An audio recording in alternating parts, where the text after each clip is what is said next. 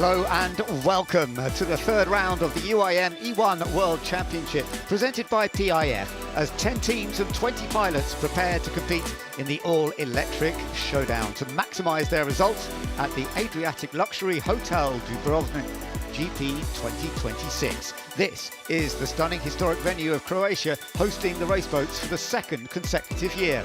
In the title, 3 teams are separated by just 5 points. But for all 10, this is the continuing battle for the champions of the water. So let's explore how it all went for the Sierra Racing Club at round 2, Lake Como.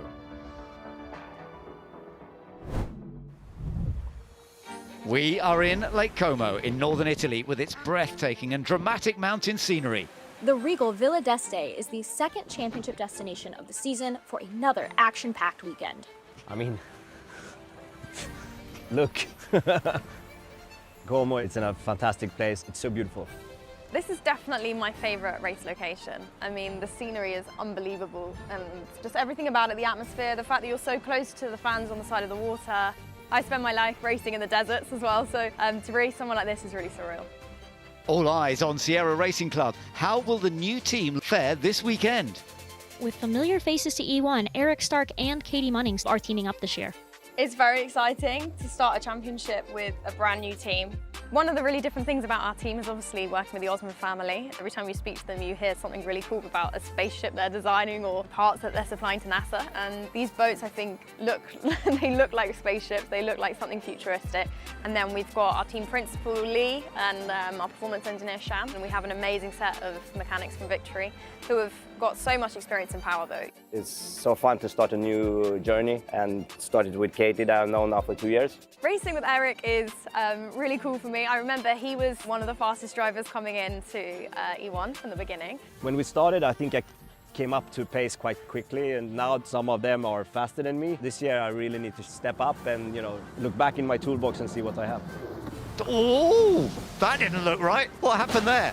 Eric has a very aggressive cornering style that comes from F1 powerboating, and if it's a little bit too aggressive, it kind of looks like the boat's going to flip. It was feeling like a good lap until the last corner. He's a very competitive guy on water. I think that we've had some good battles in the last few years, and I'm really excited now to be teaming up with him and trying to push forward as a team together. I think we will work very well together this year, because one of my things in life and in racing is to have fun. You look like an old lady going out. Eric is a very cool guy. He's very unique. He's very funny, so he's great to have as a teammate. I perform best when I'm happy, when I'm relaxed. He's exactly the same, so I really like that we bring that energy to each other. I'm really looking forward to, combine our skills and, the knowledge we have and see what we can come up with. With the Italian elegance and lakeside charm, E1 welcomes 2 new co-team owners for Sierra Racing Club. Professional goalkeeper Thibaut Courtois and NBA basketball player Kyle Kuzma. Super big players in both their sports. They're going to be here this weekend, so I cannot wait to meet them. When you've got a sports person owning a team, they understand the peaks and the troughs of sport. They understand what you go through. They know what to say, when to say it. It just brings a brand new energy to the team. I really want to get in bad. You think we fit? I hope so. I don't know. I think we will. We got a chance. I looked at the dimensions the other day. I might have a chance. For both of us, it's our first race weekend, and I think it's beautiful to be a part of this championship with this special setting. So very happy to be here. E1 being in year 3 and to have this much buzz and this much excitement around it and such big names can only bode well for the future. It's definitely a little rivalry, and I think it's very fun that me and LJ were teammates at one point in time, and to have opportunity to compete, a little bit more of a even playing field per se down here. Didier Drogba is an old teammate of mine in Chelsea, so if I can win him, I can send him a message later. Same with Steve Aoki that I know pretty well. Also Tom Brady, I know he's winning twice already, so I'm coming for you, Tom. Yes, we're both champions. I think that's the key right there, right? Both of us know what it is to win, and I think if we can help to pass this message to the team, to the pilots, hopefully we can boost them to great results this year and go for the championship. It's time for qualifying. It's all about who can set the single fastest lap. The 2 slowest teams in each qualifying session are knocked out until the final 4 battle it out for the best lane positions in tomorrow's group stages. Team sports are the most beautiful sports because you're fighting for one objective all together and you need each other. We're very blessed and very lucky to have such, two amazing drivers leading our fleet. Eric is very, very sharp. I got a chance to sit down with him and, talk about his upbringing and his life and his journey. I've been doing powerboat racing since I was 12, so I've been doing this for many, many years. It became me and my father's thing. We fall in love with it. It's been me and him traveling around the world, with our team. I've driven a lot of different boats, from big catamarans to small boats and Formula 1 and Class 1. I'm a 6-time world champion in different classes and a 4-time world champion in a row in Formula 2. And now I need this one. So here's an opportunity to see what Eric Stark can do. Go for it. This Let's is see that what you can do with slingshot. it. Eric was one of the first E1 pilots to do that, and everyone kind of followed suit. They're trying to get the best run possible at the starting line, so they're at maximum speed as they cross the start. Now using that boost a little bit more as he comes down to the end of that straight. Keeping the boat nice and stable, and he's set the fastest time, a 118.89. Ooh, well done, P1. Sierra progressed to the next round of qualifying. Smooth operator. Yep. Very nice. That was beautiful. Oh, well done. So happy for you. That was insane. To see how the boat flies over the water, basically, aerodynamics, the technology in those settings is amazing. And I'm really always surprised how well they can adapt, because obviously Katie comes from the rally. Obviously this is water, and to see how well they do straight away, it's pretty amazing. The moment that I decided I wanted to be in motorsport was very young. I was with my dad, he was a rally driver and he was a rally instructor as I was growing up, and sitting in the passenger side of a car and feeling the adrenaline for the first time, it was like a switch, and I was intrigued to see if I could drive like that. It was a skill that was so far from anything I'd ever experienced, and I was in so much awe of these drivers and how they could handle and throw a car around on gravel, and that's where it started for me. I've been racing in Extreme E for the last 4 years, and Extreme H as well, which is a hydrogen-powered championship. It's the sister championship of E1, so this is how I found this paddock. And this is an important, very important lap for Sierra, because they're down in 5th place at the moment, and they're in danger of not making it into the top 4. She's in with a chance, and she's doing a reasonable job, so let's see what the time is as she comes. Yes, she has improved. Well done, Katie, well done. 119.983. Well done, P3. That was tough. It was still super wavy out there. I really struggled to keep it to foil. I don't think I could have done better than that at the minute, to be honest. Everyone's in the same time region. You did really well. You see how easy it is to drive. It's just drive. Why you always need to wait to the end? I told you I perform under pressure. Yeah, really, really nice job. Now we are in top 4. Sierra Racing Club are through. Good. Ah? Oh, done. Ah? So good. I was just supposed to order the rosé. Sorry, I delayed your race. Yeah, I needed to okay, cancel it. It's really hard to foil up to the start. The first lap I was started on 0.9 trim, and it was just digging, So I needed to be higher, boost to get above it, and then start to try to cruise just at normal speed, and then boost later. This time yesterday, I didn't think we would be getting through to the pole shootout. We had some problems and we got some damage and just couldn't get the bird to fly. And then today it's a completely different story. So yeah, the guys have worked really hard to turn it around. I'm just so happy to be here, second race in, and it's my first one with the team. And to be laying down laps in a brand new boat that is a bit different to the ones I've driven before is really cool. The final stage of qualifying coming up. For getting pole position, you will score 3 points. 2 points if you're second fastest, 1 point for third fastest. This is what really counts. It's going to be very competitive, I think. The times are going to be very, very close. So yeah, let's see what Eric can do. Is anyone else nervous, or is it just me? We are definitely seeing slightly slower pace at the moment from all of them than we saw earlier. He's definitely a little bit lower. Yeah. See, that right there is what Katie was talking about earlier. These waves, I think, have just a big enough gap that the boats are kind of falling down into them, and that's the danger of the rough water, is you want to be high enough that the bottom of the boat is not creating too much drag, but you can't get so high that it's going to fall down. There's a little bit of rocking around. 122. We just lost about 2 or 3 seconds in sector 3. I know it was a bit rough there. Yeah, we need a 118. Yeah. Oh, that's great. And Lula, 118.6. Excellent. They've gone fastest. Yeah! Yeah, let's go! Eric, just for you to know, Rusty used his boost from the start line and straight down to that red buoy and held it on boost, the fastest so far in that first sector. And he also managed to keep boost there. Yeah, I will try to boost that straight now. Okay, Eric. 1:18.667. This is the time we need. With Sierra out now, Eric Stark is now going to have to try and do the same thing, even better. Keep it. Yes. Oh, that was not great. That was probably the result of a roller just at speed, just getting to him. Rusty did a good job of keeping the boat just barely above the water, and Eric looks like he's got a little bit of drag going on here. As he comes out of the last part, and Eric Stark with Sierra crossing the line. It's a 1:22.4, and unfortunately that means they are fourth. No points scored in this. Really, really bad laps. I'm sorry. It's okay, Eric. It's okay. Still well done for the day. Still well done. Yeah, well done, Eric. I felt your pain on that back straight. I am. It's a new day tomorrow. It's the way. Well done. We're not. So at least we didn't come last. We still came P4 overall. It's bloody good, isn't it? In qualifying. It is. Gelato time. Ciao. Can we have small tub of 1 chocolate, 1 vanilla, 1 pistachio and mango? But in different cups. Sorry. She was starting like, oh, the cup will be big. It's been a long day. No, these are for the mechanics. Thank you. I think that's everything. Okay, right, let's go. Gracias. Thank you. Bye. Really nice ice cream.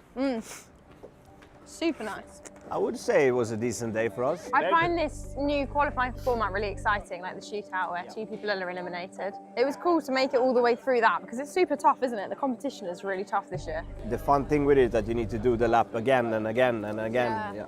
So yeah, no, it was a very good day for us. It's nice to come into the race tomorrow with this good feeling. Yeah, for sure. Like, you know, we feel like we can really understand our boat. Everything's working properly. We can attack the first corner. So yeah, a good day at work. Good day in the office. Yeah, a good day in the office. Great gelato. In this bad office. Yeah. Really tough.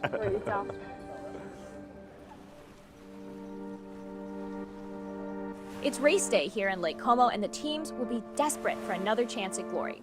New to the paddock, Thibaut Courtois and Kyle Kuzma will be cheering on Sierra Racing Club.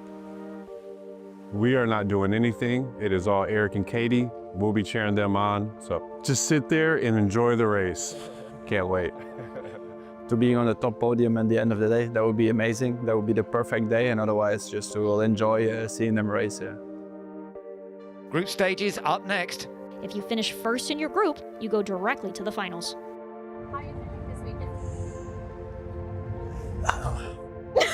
I didn't hear what you said. So I was waiting for you to.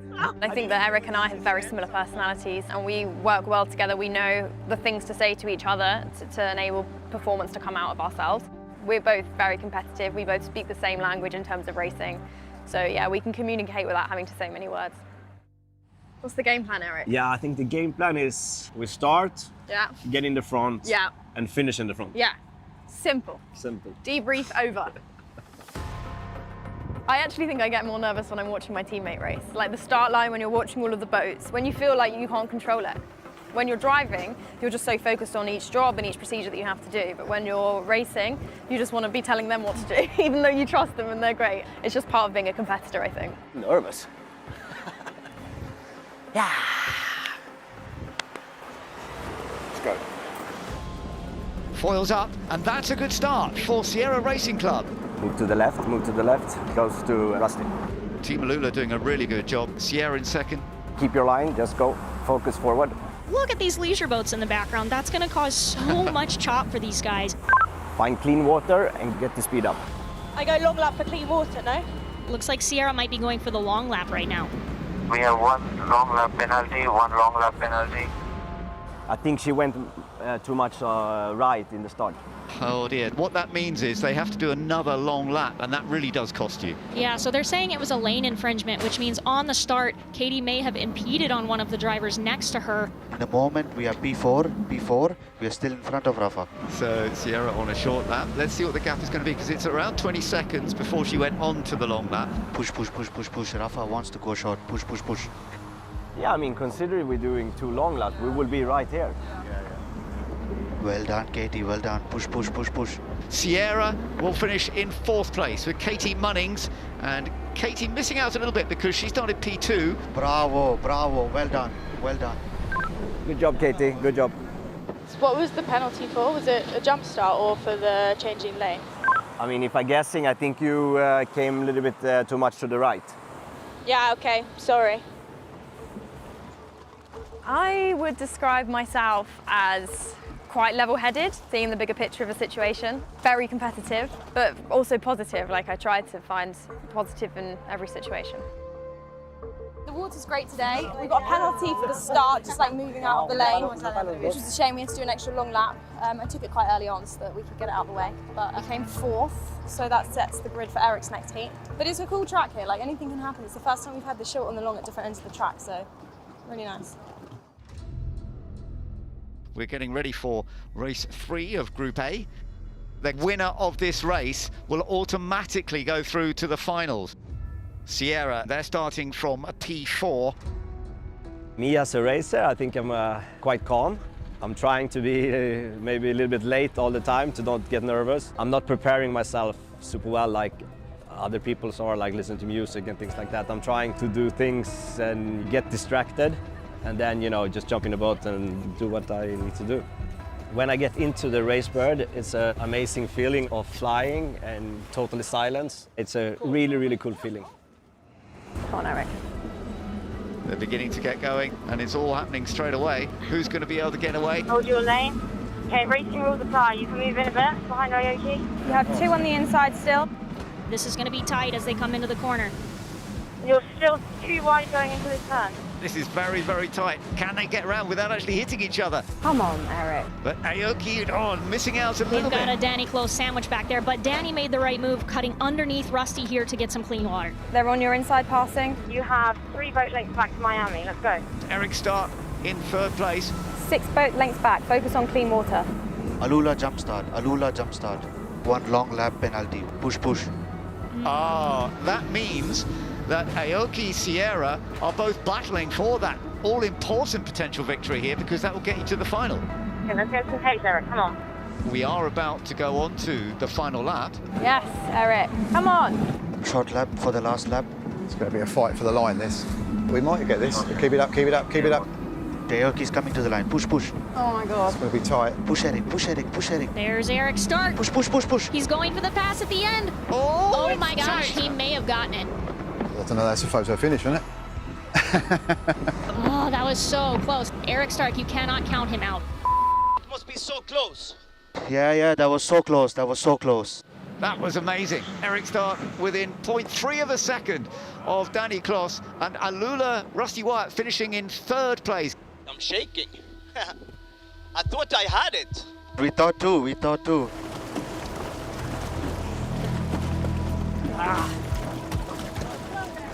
Yeah, that was a close one. Is it possible? Man, I didn't thought you were that close. And then I looked like that. Wait. And I was like, what's going on? Good job, man, good job. You know it was 0.3. Yes, nothing. What a race that was. I told you guys, don't fight yet. Danny and Eric. It was the opposite. It's like, man, we were so close. You know, it was like, you think you have it until you see someone like him coming. I'm just hearing from Mission Control and Race Control that there has been a change in who the winner is. Eric, you have taken the win. How does that feel? How can that happen? I don't have the exact results, but they're saying that Eric is taking the win. You can see him celebrating with Katie. Oh, yeah. Well done, Danny. Well done. Fair play, that was Thank you. Yeah, oh my God, I'm so excited, Eric. They take you on? Yeah. No. What? Yeah. Way. So proud of you. It was a fantastic race for us, and we are straight to final. Easy day so far. We've just received news that Alula's long lap penalty for the jump start has been rescinded after they protested. So they are now straight through to the final, while Aoki and Sierra have been pushed to the race-off. What's happening? They changed the result from this morning. First of all, Alula didn't jump start, so they took away the penalty. And then Aoki won over us. So we came third. I've been racing professionally for over 10 years now. There's a lot of situations in motorsport that don't feel fair at the time. You can't control what your teammates are doing, you can't control what the other teams are doing. I think I've learned not to attach your whole worth and your whole value on one situation and just take something positive from that you've learned and transfer it into the next race. We are getting ready for the race-off. The top 4 finishers will then go to the finals. Whoever finishes 5th and 6th, they will end up in the place race. Now Katie going out again to do the race-off. So we need to be top 4 here now. If not, we're finished for the weekend. So, no pressure. Probably something will happen with the boat now, so we will be last. Lots of drama for Sierra Racing today. I'm sure Katie is looking to come out swinging to make sure they get into the final. Okay, Katie, here we go. The pilots now getting ready for this important race-off. 30 seconds, 30 seconds. No, I need to restart. The boat's not moving. The boat's not moving. Sierra requesting reset, battery reset. Negative, Sierra, after the 30 seconds cannot be done. Guys, we need to delay. My boat is not working. Katie, come on, they started it now. They're starting to move. They're building up the speed. Sierra is not moving. Team Sierra is way behind. I'm not sure if they had a problem. That's going to put them at an extreme disadvantage, but the other boats are underway. I was resetting the boat. I told you at like 50 seconds. Katie, under 30 seconds, I can't do anything. Push, push. Come on, Katie, focus on your race now. You have this. You have a good boat, and you're good, so focus. Yeah, the problem is when it's 30 seconds, we're not allowed to delay anymore. Really? She's picking up though, look. Let's go for clean water with the strategy, guys.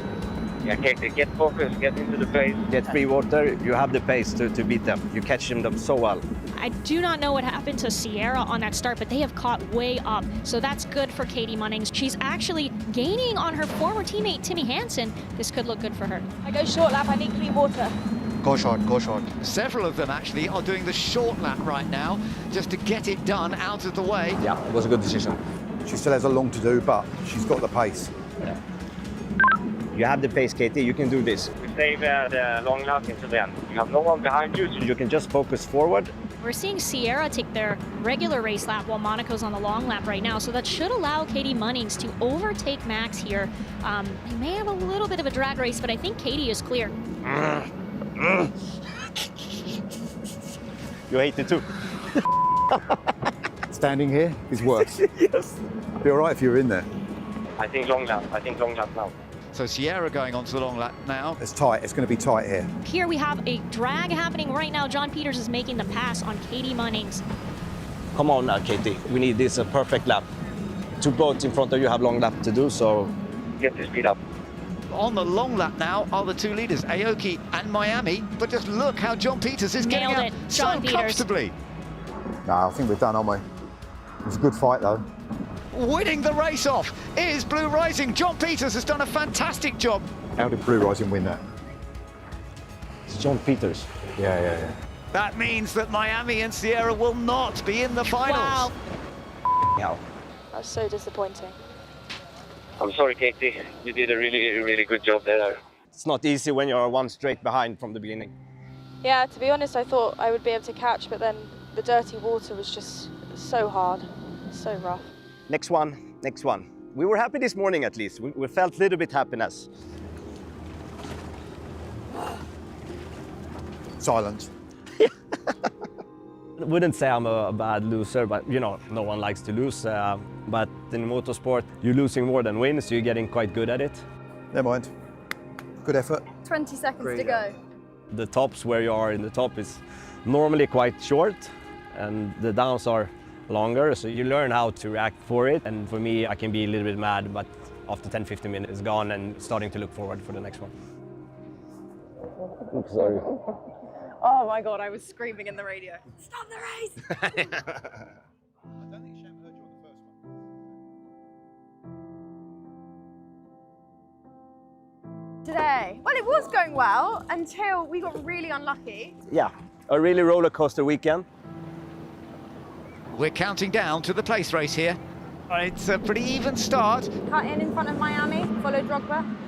You're on board Sierra with Eric Stark. You can already see Eric making a very aggressive move over here on Rihanna. But I think we both expected to be in the final at least. Like, I feel like we really felt like we were on that path. You could smell a podium, so it's frustrating. Can miss the boy. Eric's just gone the wrong way. Eric skipped the boy. Eric, one long lap penalty because we missed Bravo Buoy. We've got a penalty for Eric Stark. Eric's a great teammate. I think we're going to have a great year this year. It was so nice to have so many of the team here. We've really appreciated all their support this weekend. I have a little bit pain in my stomach because I'm laughing so much with her. So, yeah, we're both super serious. Yes. No, we are when we need to be, but I think we both performing better when we're happy and calm, which works well. Eric is still maintaining a really incredible pace. So Eric may well hold on with this second long lap. Place race was maybe not our best race. It's frustrating, but when things are out of your control, then you just have to accept them and hope for better times ahead. Sierra Racing Club crossed the line in second. In racing, what you learn, it's more downs than ups. So this is just one for the book. Sorry, Eric. We had a really nice day and it's the best we could do. I mean, every points are important for the long championship. We know we have the pace, and next up is Dubrovnik. So, you know, it's just recharge, have a nice dinner with the team tonight, and move on. Finally the day is over. I think now that we know what we're capable of, we're going to come out really fighting in Dubrovnik. Oh yeah, oh yeah.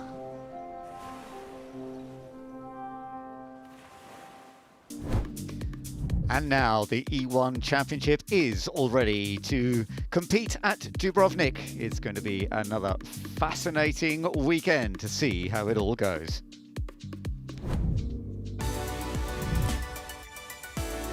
And we're getting ready for the first stages of qualifying coming up very, very soon, when all of the teams will be heading out to do their timed laps and to work out what sort of pace they've got, and then to try and get through to the final stages of qualifying when points are on offer to the top three fastest throughout the day. And of course it will also set up their starting positions for the races tomorrow.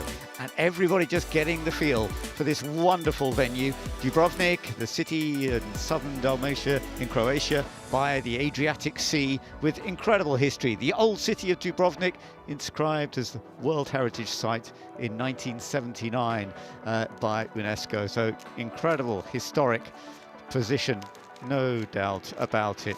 But there's plenty to get into here and all sorts of people to catch up with as well. Let's go and join Taylor Snyder. Good morning. I'm down here on the launch zone. This is where I'll be all week bringing you the action. I'm going to see if I can do a little walk along the docks here. Some of those boats just pulled out for that session, but I've got Tom sitting right here. Tom, Chris just took off in the Rafa boat, but let's talk about last race. It was not the place that you wanted to finish, not the best start, or not, excuse me, it was kind of the worst finish that Rafa's had so far. What are the thoughts? What's the strategy heading into this race? Yeah, well, obviously the Lago di Como result was not what we expect. It was the worst result since the beginning, since the season one. So it was really difficult for us, to be honest. So now we change the mindset and we try to walk between the Lago di Como and here. So yeah, I think this morning in the FP1 I was struggling. Have the same problem. I was finishing last without 8 seconds slower than the rest. So. Yeah, difficult moment for us actually, but I think we find the right setup now. We don't have the best setup, but normal, we can do something, so let's see the day. What is the water conditions like? I know that yesterday was a no-go on the water. How is it today? Yeah, yesterday was really chaotic, let's say. Was really choppy and a lot of wind. And this morning was really calm. I mean, I was not expecting this kind of condition, so I'm really happy. Out there, it's really fun. The layout and the race course, it's super fun. I want the boat performing well to be able to do the pole position today. Huh? Excellent. Well, thanks, Tom. I'm going to keep moving down here. I'm going to keep moving down the docks. Oh, no, you don't get to run from me, Miss Oben. How are you doing this morning? Team Monaco, Oben Duncan. Yeah, great. I mean, we've had a really good morning this morning. Really excited to get out for qualifying. How's Max feeling? What are the thoughts going through his head? We're here in Croatia. It's a beautiful location. Yeah, I mean, it's the first time for Max here. He's still relatively new to the series, but he's doing absolutely amazing. His background's really helping him with the foils, helping the whole team. Really, really keen to get into racing, keen to get on with qualifying and do well. Well, lovely. Great to chat with you. I'm going to go see if I can find some of your competitors. There's Max there, obviously coming from that sail background. How are you feeling today, Max? It was great, actually. The wind dropped and it was flat water, so we improved our pace. So let's see, we are coming with new evolution on the foil, so we'll see. Well, thanks for chatting with me. Team Monaco is ready to go. I know last race they actually had some of their best results. They struggled a little bit in Jeddah, but then I think in Como they really found their stride. They really found that speed out there, and they kind of found that combination of what was working for them. So I'm excited to see how Como does. Team Blue Rising. There's my people. Team Blue Rising's feeling really strong this morning. I was able to speak with JP yesterday. He was ready to get on the water. We had a little bit of chat about setup and figuring out how the boats work. But you know what? I know one thing for JP. He's the king of the starts. But Alula, you guys are on a roll. The consistency is there. Can I chat with you for a little bit? Of course. What's your strategy going into today? Obviously, yesterday you didn't get all the time on the water that you would have liked. But we're here now. Yeah, we tweaked our plan for this morning. We kind of made the most of the free practice session. Got some really good data out of it. Tried a few different things. Rusty and Nerea feeling really fired up. So, yeah, see how it goes. Everybody's in high spirits on Team Alula always. Anytime I speak with either one of them, they're just excited to be around. I think the whole team is that way. Yeah, definitely. We're having fun doing this, for sure. Lovely. All right, well, let's keep it moving down here. Look who it is. It's Danny Kloss. I'll see if I can get a word because I know he's always here hanging out with his music going. Good morning, Danny. How are you? Nice to see you. What do you got on your headphones? So it's giving me like the vibe to like get ready. Like Yeah. It's high vibes. It's warm. good. High vibes, warm, not heavy metal, but something good. Well, you love this location. You guys won last year, so this is a really great place for you. Does that already bring the energy up a little bit? Yeah, of course. I mean, we love it. As we always say, we start from zero every weekend. So far, so good. Yesterday, we couldn't be on the water. Today, everything is in a rush. But we have a good feeling with the boat. Quite nice and easy, so let's see. You guys in Lake Como last race, you and Eric Stark, that was the battle. That was the drama out there. Is it going to be like that again? I hope everything is drama. I hope everything is... I like nice and easy, right? But it's not going to happen. Like every race, people gets tougher, gets quicker, and there are many teams aiming for the same. And yes, we know that we are there. We're one of those teams. But yeah, we're going to have to fight a lot. You definitely will, but I have no doubt the Dragon can get it done. You know, we know. All right, thanks, Danny. Bye-bye. All right, I'm going to make my way back down. I think we're out of time, but we have Brady and Westbrook taking up the top, so it's going to be one heck of a race day. I'll be down here on the docks bringing you all the action all week long. Lovely, thank you very much. And we are looking forward to getting the qualifying underway. And we've got the first part of the qualifying, session 1A, Blue Rising versus Rafa versus Miami, Alula and Westbrook. And the way it is scored up, I have to say that Westbrook have been looking very strong. They are leading the series at the moment, and they were looking with very good pace earlier on today in the free practice. So, good stuff. My name's Ben Edwards, and I have to say it's great to have alongside me former E1 pilot and race winner and jet girl, Anna Glennon. Anna, it's great to have you with us. And it's so beautiful, isn't it, to be back at Dubrovnik. It's the second time that E1 has come to this amazing event. I am so excited for this event. It has some of the most unique conditions of the season. It's actually pretty deceiving. It looks beautiful, picturesque, smooth, but these pilots are going to have to deal with some of the most intense conditions of the year as this track drives directly into the ocean. Well, there is Westbrook. As you can see, the team that is currently leading the championship. They're on 60 points after having 2 good results. 4th place in the first round at Jeddah. Then they won at Lake Como last time out. But it is all very close. They only have a 3-point lead. But for the moment, they are potential champions of the water.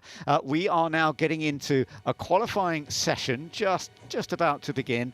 And then we will get an idea of which teams have got which pace. Now, as I say, Westbrook have been showing well. You're watching Team Brady here, Team Alula here, who are also doing a good job, and Rusty Wyatt is pilot for Alula at this stage.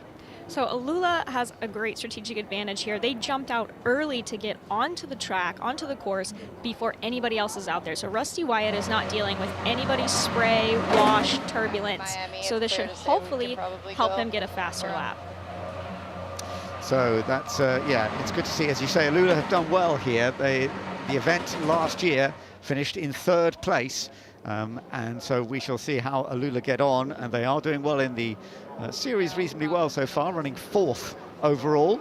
Miami getting underway as well. Timmy Hansen, pilot for Miami in this stage. But we're keeping an eye on Rusty Wyatt right now for Alula. I'm sure Rusty's really looking forward to getting back in the Racebird. He had quite a bit of a barrel roll at the F1 powerboat races last weekend, so I'm sure he's looking for something good this weekend here at the E1 Series. Absolutely. So we'll have an idea as they start to develop and get a feel for what they can do. Fastest time that I think we saw during practice was a 1:18.8. If you get down into the low 120s, that was clearly somewhere around the pace. It does vary, of course, depending on the conditions. You'll see here Rusty's taking a really long straightaway. This can be very difficult in this type of condition when you have big rolling waves coming in. So Rusty right now is looking a little bit slower than Westbrook was during practice, but they still have some time to make up for that. Yes, so we've still got time to, we've got Rusty having a 1:23.4 in there so far. Let's keep an eye on Timmy Hansen with Miami.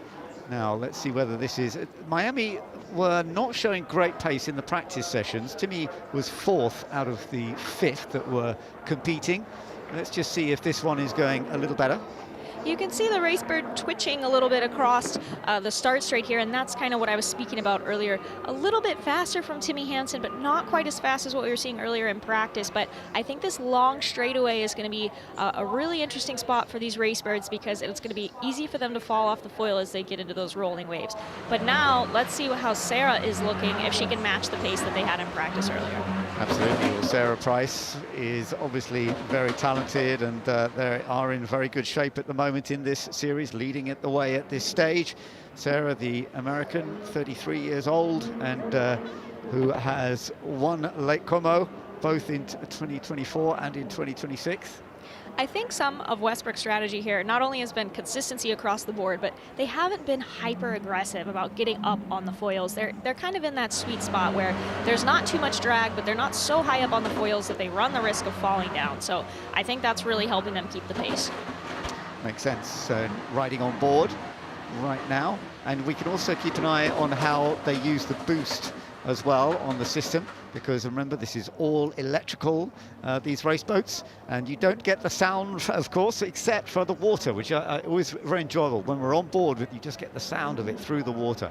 I think so far Sarah has taken that transitional corner right there the best. Like I said, they're not quite as high up off the foil, so as they come around that corner, they're not getting the belly of the boat slightly wet and causing the foils to kind of disengage. So far this is looking like a pretty good run for Sarah Price. Yeah, it's looking as though the middle sector is certainly the fastest so far. So 1:20.6 is the time to beat so far that Timmy Hansen has set for Miami. Let's see if this is going to be a slightly faster time. Can you get just under that 1:20, coming up towards the line now? And we'll see whether it is just that little better. Oh, it's close. Yeah, no, it's a fraction slower, isn't it? Yeah, it looked like her sector 2 was very good, but I think she struggled a little bit at the end. You saw the Racebird got a little bit wet in that final corner, and I think that did slow her down a little bit, but I think she can come back from that. And we do have Michelle from Team Blue Rising trailing behind Sarah right now, trying to finish up her first qualifying lap.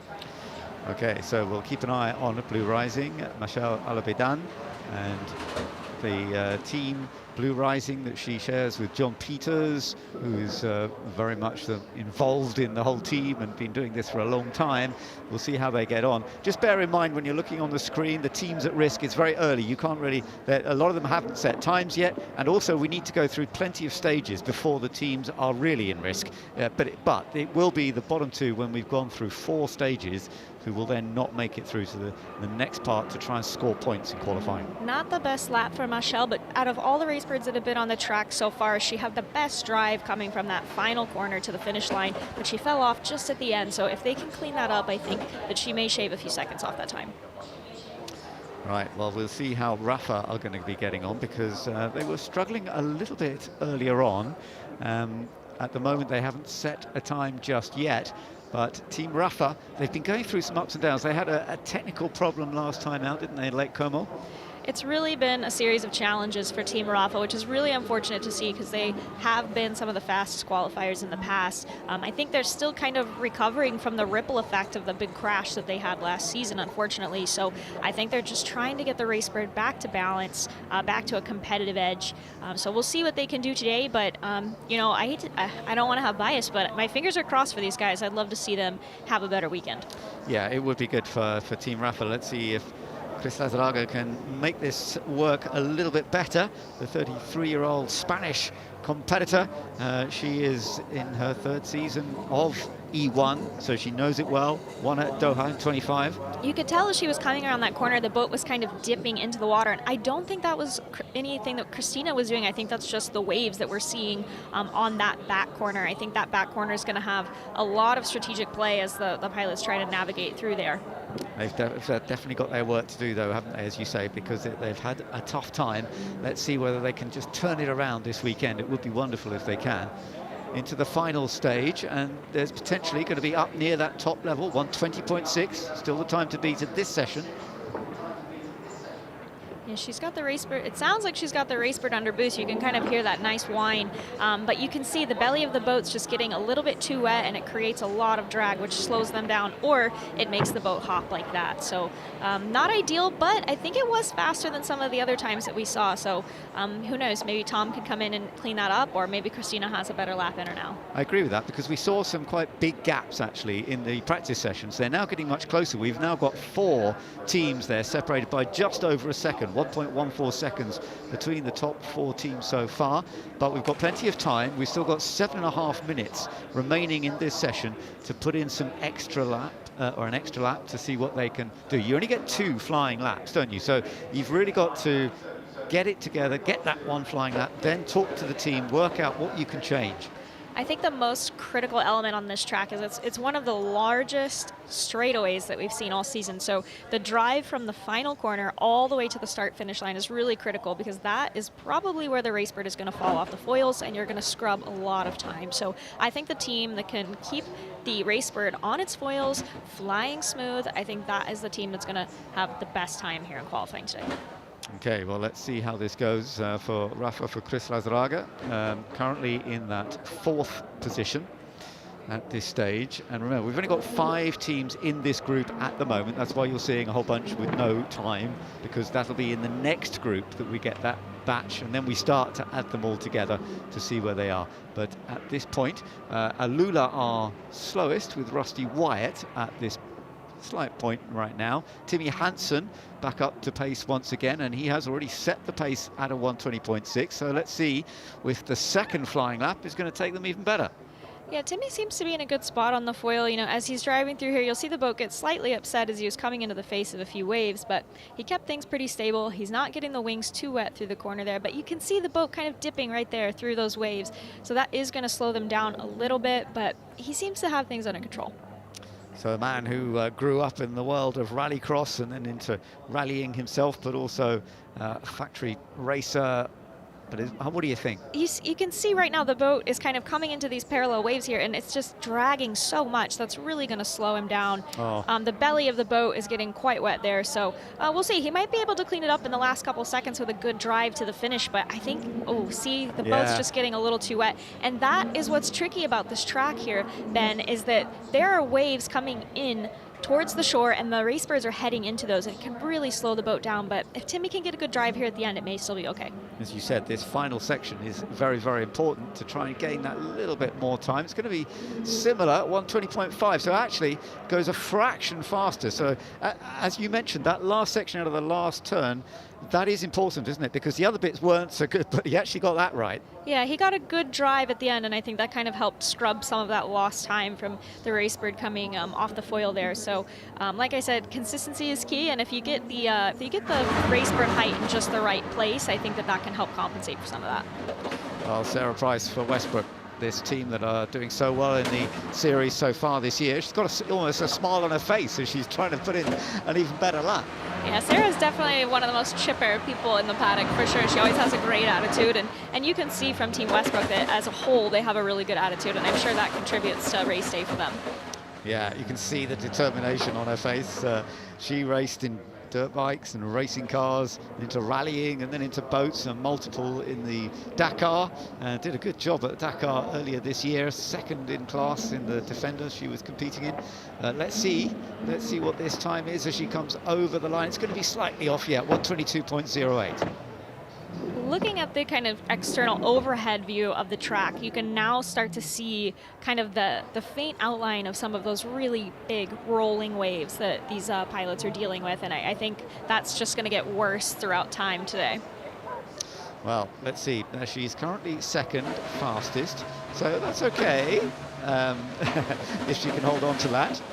And it's also not to say that when Lucas comes out later, he may have an even faster lap. So if she can at least set a good foundation for her co-pilot later, they could still come out on top. Yeah, and just to remind you, it is to combine the times done by both of the pilots and then obviously sort of add them both together and see who are the fastest overall. If you get two teams that are actually the same when you add the two together, then it will be the fastest pilot that will put them a position ahead. But we shall see. There's plenty of time to go. Yeah, I'm curious to see as Christina enters this section of the track if the rolling waves are starting to pick up on this side or if we still have some pretty smooth water.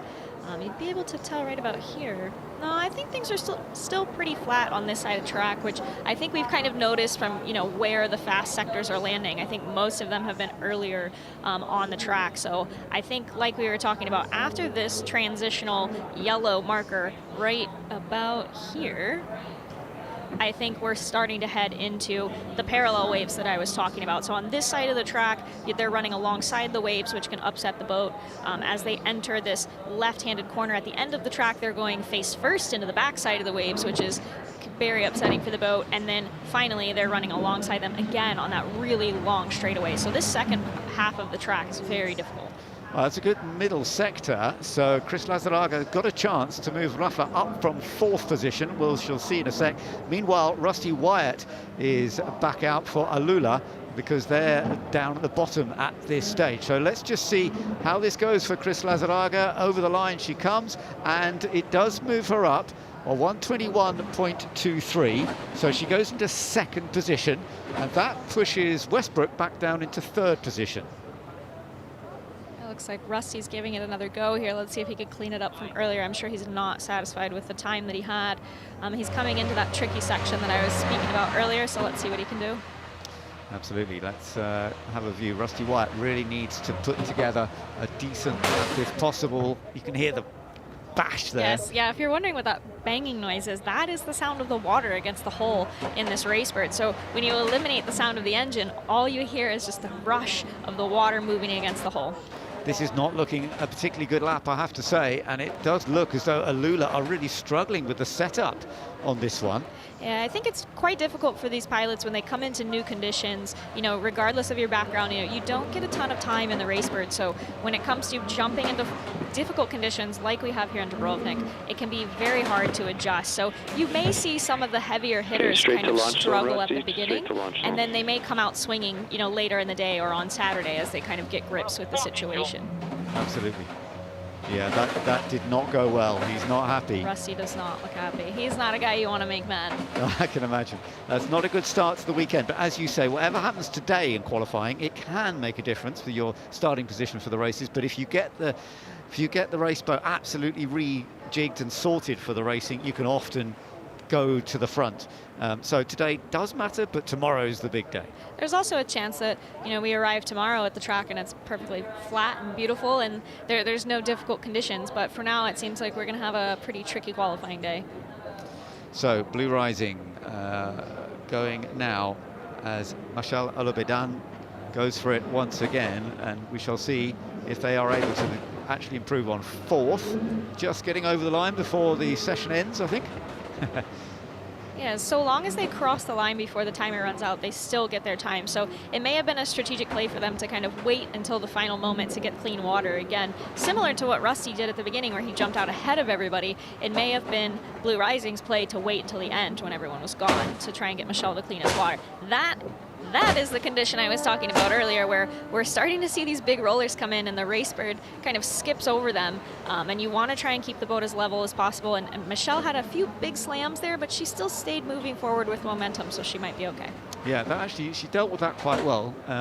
The slamming down, obviously you can hear it very clearly, and the extra drag you get as soon as it dips, but if you can just keep it fairly smooth, it's looking reasonable, but the time not looking stunning, unfortunately. The first sector is not really at the sort of pace to improve by much, but as we know, second and third sectors are the ones, yes, and actually second sector better. That is better. It's very similar to the pace that we've seen from some of the others. Let's just keep an eye and see whether they can do any more on the last sector. Yeah, she has kind of an odd trim angle coming out of that corner. It seemed like the nose of the racebird was really high in the air, almost like a wheelie, so I'm not sure if that was a result of her trying to keep the nose out of the waves, but it looks like the wave condition's getting quite a bit heavier, but I do think this is possibly an improved time from earlier for Michel. So Team Blue Rising coming over the line, but staying in fourth place. Very similar time, but they do stay in fourth place. Remember, it's really Alula that have struggled most of all, and you can see the frustration there, because if you're fifth in a class, and then if your other pilot can't get you up higher, then you could end up losing out the next stages of qualifying. So let's listen on to the radio. This is TV. Michel, how was it for you in that session? Honestly, I enjoyed it a lot. My first go was pretty smooth. Just a bit of tweaking in one area, but then the second one was really bumpy for me. But overall, it was really fun. I enjoyed it, and let's see what happens. Thank you very much. So Michel Alobedan, currently fourth fastest, and we will see how that all goes. Let's go back down and join Taylor. Down here with Team Miami. Timmy, what a run that was. You guys didn't get time yesterday, but you had a little practice, and you seem to do pretty well out there. Yeah, we tried a lot in practice, and actually we just got some information. Now we put the setup together, so the team did a great job. The boat was super fast out there.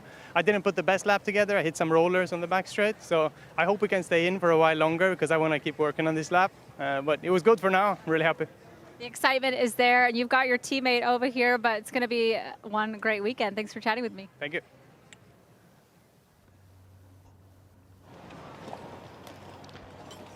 So we are getting ready for the action to continue when the next teams come out for the next stage to see how they get on with it all as well. But we've got to go through several stages so that both pilots... Now, when we get to this next one, it'll be the other 5 teams. So 5 teams so far. Miami fastest from Rafa, Westbrook in third, the series leaders at this stage, Blue Rising in fourth, and Alula in fifth. These times are really tight, so I think that could be one wave or one rogue falling off the foil that are separating these guys right now. So I think we could see things flip later. So that's how it's gone for that set, with Westbrook in third place, as I say. And now we're coming up for the second group of 5. So let's have a look at that list that we've got. And these are the teams. Sierra, of course, did have a bit of a tough time last time out in Lake Como in the end. Drogba, Team Brady, the double champions in 2024 and 2025. Aoki also been showing some fantastic performance, winning in Jeddah earlier this year, third in the series at the moment. And Monaco, Team Monaco, they also still learning, still getting into it a little bit more, down in 7th place in the series at this stage, but showing that they've got some real ability to move up the order. So that's our lineup for the 5 teams competing in this next part. We have a few heavy hitters in this group, but I can tell you that all eyes in the paddock are going to be on Team Brady as they navigate the current situation on the water. So I'm curious to see what Team Brady can do. But in the last couple of rounds, they haven't had the best qualifying, but then they've come out swinging during the actual races. So I don't know, maybe that's a little bit of a dark horse strategy from them to get everybody to think they're out and down for the count and then come back swinging. But I'm curious to see what kind of times they can lay down today. We also have Danny Close as well on the track, but here goes Team Brady jumping out early to try and get that clean water. So there you are with Sam Coleman, and they've been such a successful team, you know, winning the titles in the last 2 years. They are in strong form here at Dubrovnik last year, because this is the second time they've been to Dubrovnik. They finished in a decent position. They were in 2nd place overall. Let's see how it goes at the start then. Yeah, that was a stunning charge to the start-finish line from Sam Coleman and the Team Brady boat. That was actually pretty impressive considering what we saw earlier. So maybe they found some magic in the setup. We'll see on this lap. Okay, well, riding on board and some wonderful views of this beautiful area on the outside of Croatia, this Dubrovnik site for this 2nd time that E1 has come to play here. And we're not seeing quite as much bouncing up and down, are we? Yeah, it seems like Sam's really carrying the nose quite high, but it seems to be working for him. They're moving really quickly around that corner where we saw a lot of people getting the foil very wet. So this, as he moves into the trickier part of the track, let's see what he can do. Team Brady currently are 2nd in the series, only 3 points behind Westbrook. So let's see this. They are very fired up to try and get even better as we go through this. They were 2nd at Jeddah, 3rd at Lake Como, and very much campaigning to see if they can take a hat-trick of titles this year. He got that left wing very wet coming around that corner, so that might have slowed him down a little bit. But if he can get a good drive towards the finish line here, it might look a little bit better. Okay, well, let's get an idea. We know that it's around 1:20 is the sort of fastest that we have seen. Can we get a bit below that? Yes, 1:19.22. So that is impressive. It's not the ultimate fastest we've seen so far today, but it is impressive. I think there was some secret sauce in that setup, because out of all the runs we've seen today, extremely stable. If he had not gotten the wing quite so wet in that last corner, we could have seen a second or two even faster. Now we're following along with Team Sierra. I believe Eric Stark in the boat. Eric struggled a lot here last year. I'm not sure if it was condition-based or if it was just struggling with the race bird, but I'm hoping to see a better run from him today. Okay, well, let's keep an eye on Sierra then. Best that they've had this year is 5th place at Jeddah. They were a bit unlucky last time at Lake Como, but they had qualified 4th there, just missed out on points. You get points for qualifying 1st, 2nd, 3rd. That's what we're looking for today, but of course it also sets you up for positions in the race tomorrow. Yeah, it looked like Eric struggled a little bit with the ride level on the boat there throughout that run. You know, he had the belly of the boat quite wet, and then he had the boat kind of jumping out of the water, and that may just be a condition adjustment for him. So maybe in the 2nd lap we'll see something better as he kind of gets to grips with the conditions on the racetrack right now. Yeah, he's not looking particularly happy, is he, at the moment? Eric really only has one expression in the boat, so I haven't seen him get too mad, so we'll see what he can come up with here.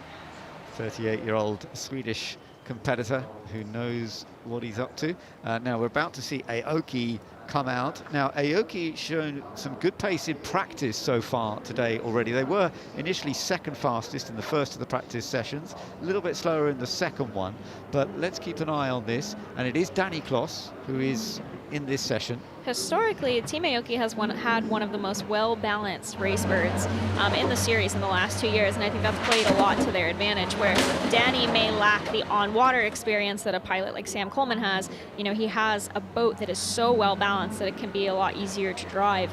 So we'll see. You know, I'm curious to see if the balance of the Aoki boat is going to match what we just saw from Team Brady, who also looked very balanced. And so far, it's looking pretty smooth for Danny. Yeah, the winner here last year, the winner of Jeddah earlier this year as well. And so we shall see if it continues to suit them, because they have done so well here in the past. How do you think? That's actually looking reasonable, isn't it? Yeah, Yeah, it actually looks pretty smooth. It looks like something's hanging from his foil right now. I'm not sure if that is a graphic or if that's fiberglass, but that could upset the handling of the Racebird, so I'm hoping they look at that later. But despite that, he looks very smooth on the other side of the track. So this is the tricky part where we saw Sam get his wing very wet, but Danny's taking a slightly different approach, a little bit wider line, but he did kind of snag it a little bit there, but we'll see how it looks as he comes across the finish. He did hang that last corner much tighter than we've seen a lot of other people do. A lot of people have been taking that wide to get a good run at the finish, and Danny hung that quite tight. So looks like it might have slowed him down just a little bit. Okay, so this is the first of his 2 flying laps in this session. It's not going to be fastest. It's a 121.5, so that puts him second at the moment, but Team Brady still on top at 119.2. And from what we've seen from others, it could prove to be very close with the others putting in similar times. So it's not the best that we've seen so far, but let's just wait and see how this all comes together. Now, Team Drogba, Michael Wilkinson on board for this one. And actually, first sector's looking good. Micah was actually one of the fastest qualifiers at the previous round, and unfortunately his co-pilot wasn't able to match the pace, so they didn't qualify where they really should have with Micah's time. So I'm curious to see what Micah comes up with, but Micah really likes to drive the Racebird on the ragged edge, and sometimes I think that has its advantages with a really fast time, but when the water gets rough, it's quite tough. But he's looking really good on this approach right now. Fastest lap, there it is. Oh, that's impressive, and look at the time. My goodness, that's faster than anything we've seen so far today in the practice sessions or whatever. A 1:15.8. Yeah, Micah definitely he has a great control over the boat where he will drive it on the ragged edge and still somehow make it work. So props to Micah. This is the second round that he's pulled that off. So hopefully he can maintain that pace, and hopefully his co-pilot Tara can also maintain that pace later, because it would be nice to see them at the top of the standings instead of down low after a time like that. That's lovely. Well done, Michael Wilkinson. And when they're asked to self-explain their personalities, he says he's energetic, passionate, never say die. Well, that was superb what he's done there. Let's hope that they can back that up in another session as well, because that's put them right up to the top there. Yeah, I think that never say die attitude is what keeps him clinging to that Racebird as it's jumping around when he's pushing it to the edge. Oh, superb. Now we're watching Oban Duncan, youngest competitor, but also very rapid with Team Monaco. They had 6th place overall at Lake Como, but they had qualified 3rd there. The racing didn't quite go to plan, but they had shown some good pace. So let's just see how qualifying goes here today for them. Yeah, getting into this first big corner here, they're already kind of, you can see them kind of teeter-tottering back and forth on the foils there left and right. That's coming from those rollers coming in. So it looked like their first sector wasn't the fastest, but they still have some room to make it up at the end here, especially if they get a better drive from the last corner to the finish line than the competitors.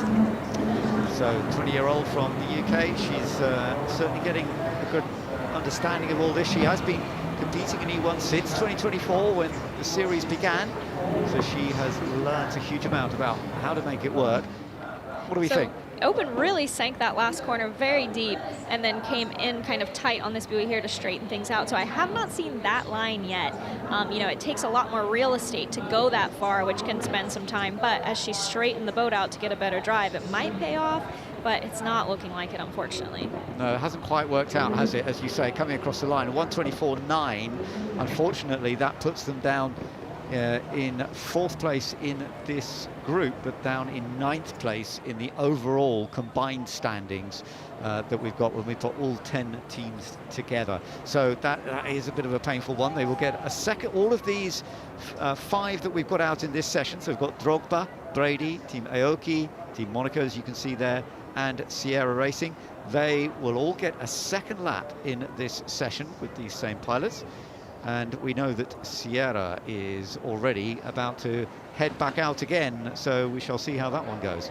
Yeah, Eric's taking another swing at it here. We'll see. You can see the rollers as Eric's coming across this straightaway here, and we'll see if he can get the Racebird foiling at a good level or if it's going to be falling off. He has it running pretty high, and that is the risk right there. When you run the boat a little bit too high through those rollers, it'll want to fall off and just slow you way down. So, you know, I'm not in the driver's seat right now, but I would say to back it down just a little bit to try and keep it smooth on the foils. You can tell the way it's dipping into the water, just listening in. Let's right on board for a moment. The turn has gone a little better here without it dipping so much, but it does look to me as though the way they've set this race boat up, it's not working quite so well here. Yeah, the difficulty is, you know, Eric's a very aggressive driver and he wants to make the boat as fast as possible, run the lift very high and really push it. And when the waves are tall like this, it doesn't lend well to the boat. So you'll see him falling off the foil quite a bit as the boat is kind of rising and lowering between those waves. So I think he can still make it happen. You know, he definitely is one of the more technical drivers on the track, but these conditions can be kind of tough for pilots that drive by kind of feel, you know, you kind of have to be looking ahead at the waves, but this was a good drive here for Eric, so maybe it'll clean up a little bit in the end. We'll be passing it over to Katie Munnings, of course, to see what they can do together. At this stage, the times are they're not too far off the pace. I mean, they've got a chance to move up a little bit. Let's just see where Eric Stark and Sierra, can they come up from the lowest point so far. It could be a little improvement on that, but is it going to be enough to be into us? I'm not sure, no. Doesn't look like it coming over the line. It's a bit of a slow run in the end. That last session sector just didn't really come together very well, and Eric Stark, Sierra remain at the very bottom of the list. Yeah, it's a good testament to how technical these racebirds are to drive. You know, they may not be going 100 miles per hour, but they are so particular about how they need to be handled and driven, and a good pilot with good intuition can be a very fast driver, but if the wave conditions change and it upsets the racebird, there's not really that much a pilot can do. So, you know, the pilots that are going to do well this weekend are the ones that are going to read the conditions and kind of feel the boat and give it what it needs. Okay, well, let's see how Aoki now get on, as we've got Danny Kloss having another run, a second run. They're currently 6th overall in this, which is 3rd of this particular group. So in a reasonably safe place, but not a particularly safe place, you would have to say. And this is, as we say, a place that they have taken success in the past. So let's see whether they can put it together a little more strongly in this one. And in this first sector here, he's got a pretty good drive through it. He didn't fall off the foil too much. It's critical that he doesn't get the wing too wet coming through these here. He had a little bit of drag on the wing there, but it wasn't terrible. It didn't really upset the boat too much. And then coming through the backside of the rollers here, still pretty smooth. So he's looking pretty good so far. Yeah, reasonable first sector, 29.3. That's up there, but it's not the fastest. 27.7 is the fastest that we have seen. Drogba getting underway again. Currently fastest was that amazing lap earlier at a 1:15.8. Oh, bit of a dip there.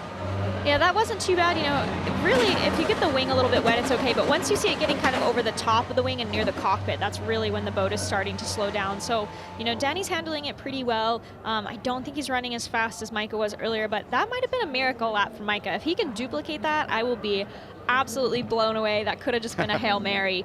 That was pretty incredible, but Danny's looking better than he did earlier. You're right, actually, and it's a 1:20.1 that Danny has done, so that is 3rd place, and it's definitely close to most, although, as you say, the time that Micah Wilkinson did earlier is just in a different zone to everybody else. You can see as Micah's driving, you know, the racebird is still very high. It's still moving around quite a bit. It has the appearance of falling off the foils, but he's maintaining a forward momentum everywhere on the track, and I think that's where he's keeping his speed. But when you look at him in the cockpit, he looks like he could go for a nap. Well, let's see. He's keeping an eye. I love the onboard view sometimes, because you're an ex-racer in E1, and you can see he's looking at the steering wheel as much as anything. I'm curious to see if this little kind of interception from Oben on Team Monaco affects his final drive here, but he's looking so fast, I'm not sure if there's much that's going to slow him down. Yeah, it's another good one, isn't it? Let's just see. It's not quite as quick as it was earlier, but it's a 1:17.4, so it's still quicker than anybody else has done, except the lap that he did earlier. We did a 1:15.8. That is so impressive. And you have to say, Drogba are looking in great shape around this. It's not a bad day when the only time you can't beat is your own. So I think Drogba's looking pretty good. Oben looking to make up for the lap that she had earlier and kind of pull Monaco up a little bit. Otherwise, they are at risk of being pushed out of the session. But she's not looking terrible in the first sector. She does have a purple sector here, so she's looking pretty good to start it off. Okay, yeah, so Oben Duncan just trying to move out of that 9th position. risky bit where you don't get any chance then to go through to the next stages of qualifying, but we've still got plenty of time to go. Other systems to get through before that we know exactly which two teams are not going to go through to the next stage. So as you say, those first and second sectors are looking good. How's this one looking? It looked pretty clean. She had a little bit of a hop on the race bird. She took that really deep line again to kind of straighten it out, but it is looking a lot better than her run earlier. A little bit of a fall off the foil there, but it looked like she salvaged it much better. That's good. 117.5. That's the Oban we know. So yeah, that's really good. That's actually very similar to what Drogba did, what Michael Wilkinson did on that last lap, even though Drogba had set the even faster one a little earlier on. But that is impressive. And so Oban Duncan has done a great job there. And now for the I believe the final lap of the session, we have Team Brady. Like the other teams earlier, I think they may have waited until the last moment to kind of gather themselves, maybe come up with another strategy, watch what the competition was doing, maybe try and recreate it. So we'll see what Sam Coleman can do. The boat was looking really stable earlier, so if the conditions are similar, I would expect to see something consistent, possibly even faster. We always have to keep an eye on Team Brady and Sam Coleman and Emma Kymäläinen, who they're both so impressive as he gets the turn and tries to get that pickup perfectly. Looks pretty reasonable. He's definitely keeping a lot less water on the wing than some of the other teams are, so he's eliminating a lot of drag around the track that can really slow you down. And I think they're running with the nose quite a bit higher in the air than some of the other teams, which is probably a strategic choice. And even though you hear the slam of Sam kind of pushing his way through the water, again, the momentum is forward. So I think he's looking good, but we'll see how this last sector looks here. It's reasonable. It's looking reasonable. It's not quite at the very top pace, but it is. I wonder if he can get under 1:20, like we've now seen two teams get under 1:20. It's a possible, but he is already third anyway. I'm not sure he's going to move up. A little bit here. He's very high up off the foil, a little risky, but the boat seems to be managing it pretty well. Good drive to the finish. Yeah. And it's a 117.4. It is enough, just enough to go into second. That's impressive.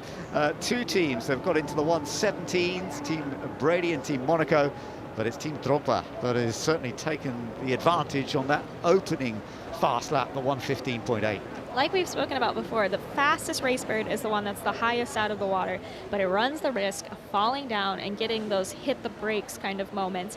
And Micah seems, I'm not totally sure how, but it seems to have figured out how to drive this thing on the edge. Well, that was impressive. There's no doubt about it. Team Brady gone second fastest, and that was a very, very good opportunity. Let's see if we can have a chat with Sam. Sam, this is TV coming to you. That was a really good second run for you. How's it feeling out there? Yeah, hey guys, it's really challenging watching Micah put in a blistering lap. I had to get on his coattails and was pretty happy with the tidier second lap. So condition dependent, but it's a good banker for Emma to jump in the boat next. Great, thank you. Good job, very good job. I will say, we have seen in the past, not to knock Sam in any way, but Emma tends to be the faster pilot of the two, so I'm curious to see what she will put out later. Okay, well, let's go back and join Taylor. Micah, I just heard Sam Coleman talk about that he was coming after you, but you are running currently right now 2 seconds faster than everybody else. Where are you finding this speed? I have no idea. Maybe it's a bit windy this morning and I've got a bit of experience in that area, but no, we're just really stoked. We had a bit of fun in practice trying a few things, and then to put it together in the first quali was great. Plenty to go. Well, we found this, that you also had that incredible qualifying run. You showed incredible pace in Como. So this seems to be your strong suit. Now we got to go all the way through, correct? Exactly. At Drogba, we just got to complete a weekend. We feel like we're fast enough in quali, but there's no points until the last final. And so we've got to get there and then we've got to execute. So we're super excited this weekend. We've got a great team, some pace. So let's bring it home tomorrow, hopefully. It's not over till it's over, right? Oh, there's so much racing to go, so much drama to be had in the series. So no, looking forward to it. Excellent. Thanks, Micah. Awesome. Thanks. Well, it's been a really good start for Micah, no doubt about it. And we've gone through all 10 teams with their initial pilots. So let's just have a look at the results. Drogba setting the pace, 115.8. Ahead of Brady and Monaco. Oban Duncan doing that great job to go into third. Ahead of Aoki, Miami, Rafa, and then Westbrook down in seventh. The series leaders, they've loosed out a little bit. Blue rising in eighth. In the dangerous points, Alula and Sierra. but we will be going through a whole 2 more batches where the other pilots will then take over those same race boats and see what they can do with them. So let's have a look. We're getting ready now for qualifying 3A, session A, and we are looking at Blue Rising coming back out with John Peters, Rafa with Tom Schaap, Miami with Rihanna O'Meara Hunt. Nerea Marti will be out for Alula, but Alula are definitely struggling a little bit at the moment. And Westbrook, it'll be Lucas Ordóñez. I think the pilots to watch in this session are going to be John Peters, Tom Schaap, and Lucas Ordóñez. Tom is usually the pilot that everyone is a little bit scared of, but they have been struggling with the Racebird lately. So I'm curious to see what he will have on his plate. And then John Peters has been kind of a sleeper in the last couple of rounds where he's caused a lot of headaches for a lot of people on the racetrack. But he's very aggressive, and he's usually a pretty fast qualifier. So I think those are going to be the 3 to watch here and see if they have anything to put up against Micah's crazy time earlier.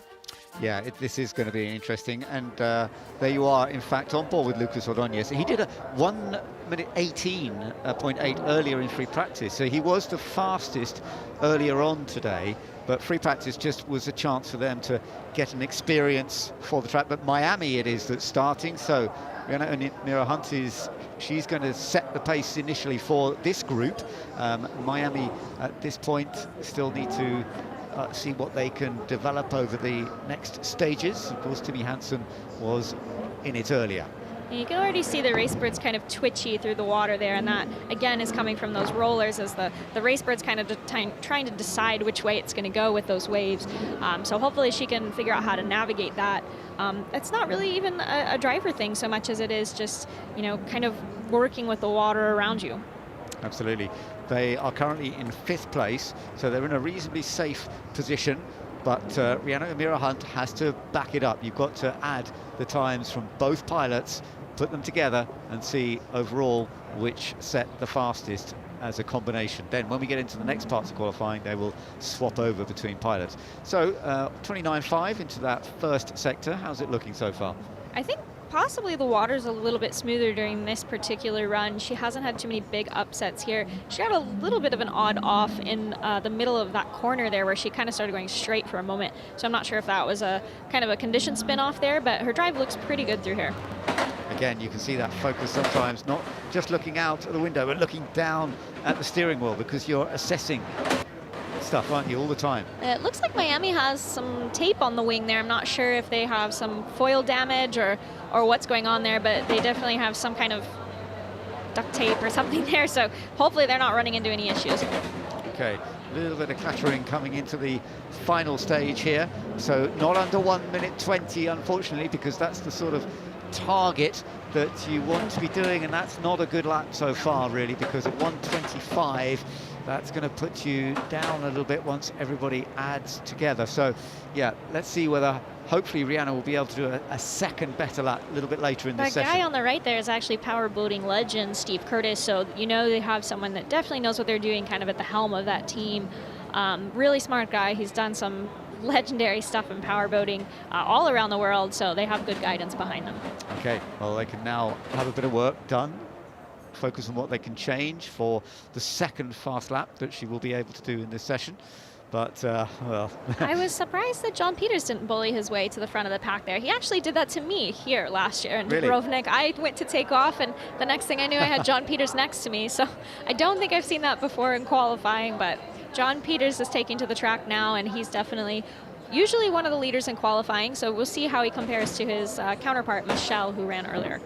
How were the conditions when you were competing here last year compared to what we're seeing now? As far as I can tell, it's very similar. You know, there's certain parts of the track where you're going to be hitting these waves. So, like I said, along the start straight, you have these big parallel waves coming in. As you turn kind of into this corner onto the backside of the track, you're heading into the face of the waves. Then you come back onto the back side of them. So a lot of just where the nose of the boat is pointed into the waves makes a huge difference. It looks a little bit calmer. I do think last year we saw a little bit more height out of the waves, but even when there's a lot of distance between them and they don't seem as high, there's still a huge problem.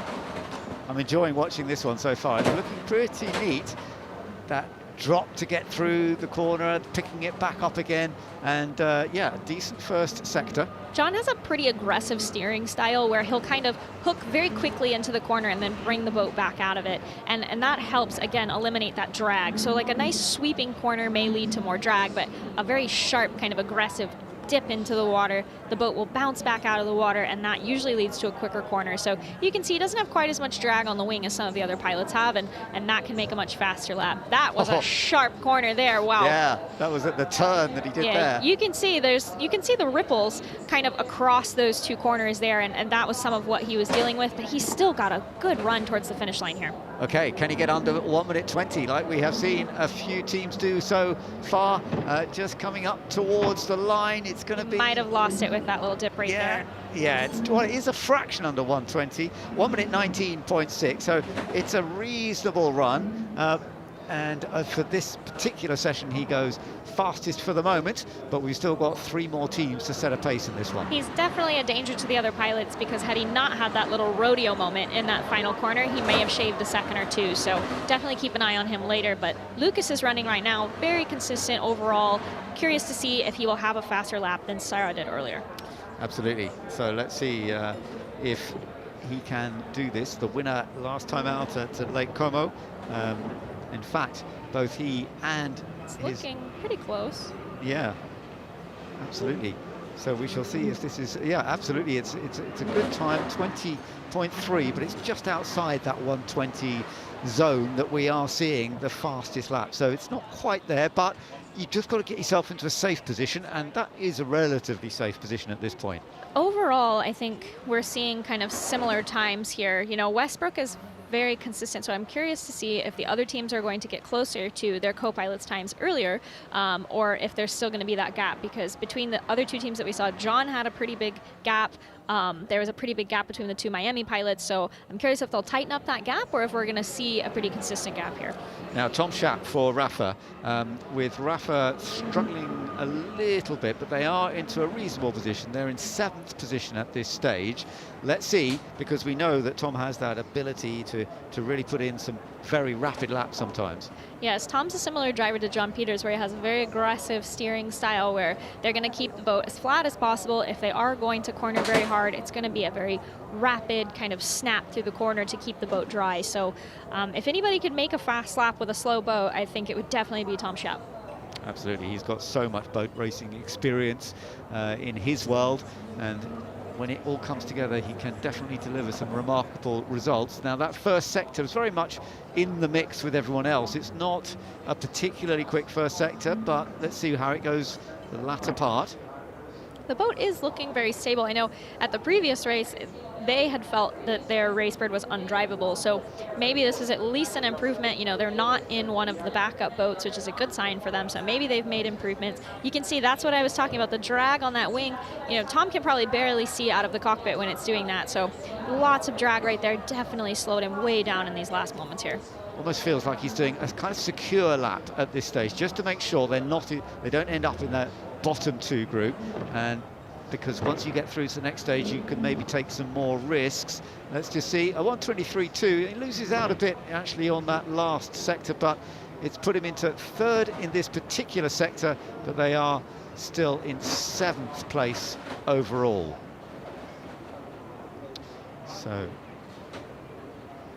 So we just heard from some of the folks at the racetrack that Team Alula has actually made a prop change. So this can be kind of risky because you have to do it quickly, and there's a crane involved, which can take some time. So I would guess that when Rusty went out earlier with all his powerboat experience, he took one lap around that track and was like, this is the wrong prop.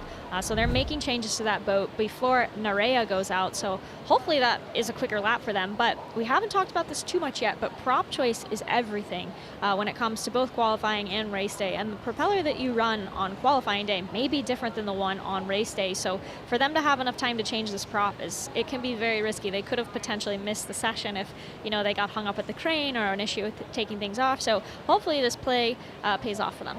So 6.5 minutes in this session, and they want to try and get 2 flying laps, but you can't do one straight after the other. You have to do one flying lap, take a brief break and then go out for the second. They should just have time, do you think? Have you been in this situation where you're in before when you've only got the last sort of 6 minutes to get 2 laps in?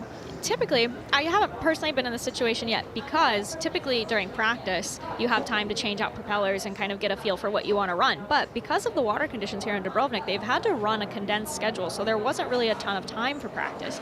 So that time that you would normally spend kind of deciding which propeller you want to run, the teams may not have had that opportunity, just depending on the water conditions. And, you know, did we have to pack it up early? Did we have to pause to make sure that everybody stays safe? So it's very possible that Alula just didn't get the time that they needed to make sure that they liked their prop choice. Apparently it wasn't a prop, I've just heard, apparently it wasn't a prop change, it was a problem. It was an actual problem they had to try and investigate and sort out. So because the prop, you can change it sometimes between qualifying day and race day, but you can't normally change it once you get going into qualifying. I'm not gonna lie, I was a little suspicious when that first came through, because I was like, man, special treatment for Alula today. But no, that makes a lot more sense. You know, if there's a problem, they're usually allowed to examine it. So hopefully we'll hear what that problem is later. Maybe we'll send Taylor down there to snoop around for us, but hopefully it cleans things up for them. But now we have John back on the track. Let's see if he cleans up from his lap earlier, which was already a pretty quick lap. Yeah, it was good. It was a 1:19.6. It's not the fastest we've seen. Remember, we've seen laps as fast as 1:15, but nonetheless, they are in a very safe place, I would say. Blue Rising at the moment in 5th place overall at this stage, but not in the risk session down at the bottom there. So as long as they can just put together another reasonable lap, should be in good shape here. And the first sector's looking pretty good. Yeah, they seem to have their boat very well balanced. You know, Team Blue Rising is another one where the boat just seems really balanced, left to right. Even though, you know, it may get a little upset here or there, but it always comes back to center, which is really important. So it makes it a lot easier for John to push the boat without having to worry so much about it doing anything odd or quirky. So if he can clean up this last sector here, I think that he will have a better run than he did earlier. Already way smoother. He may have just timed it better with the waves, but he had a little bit of a rodeo moment there earlier where the boat kind of came up out of the water. If he can get a good drive here, I think hopefully he'll have a quicker lap than his last one. So yes, can he get back under that 1:20 big slam again? Or not quite this time? He's going to be slightly over the 1:20. Yeah, 1:21.8. So it didn't quite come together in the end. Alula is about to get to the place. I wonder if there you are. So I wonder if we are going to be able to see this, get them both laps. We shall see in a moment. They may have to sacrifice clean track. Yeah. Might be the gamble here, is that if they're to wait for no one to be on the track, they may not have the time. But if they slide in behind someone, they may have the time to do both. So it definitely a risky play, but you know, their lap earlier was just not comparable to anyone else's, so they kind of have to take a gamble. So we're back on board with Lucas Ordóñez with Westbrook. They are currently in 6th place overall, second fastest in this particular group of 5 that we've got at this stage. So they're not showing the outright pace that we have seen so far today, but still we know they have potential to get a little bit quicker than this. It's interesting, you know, I'm not sure that Westbrook necessarily has the fastest race bird on the track, but they have really consistent lines, very consistently staying on the foil, and it pays off in the times. Yeah, absolutely. And of course they are in a great shape in terms of the series at the moment, leading the points. So we've got 2.5 minutes to go in this session.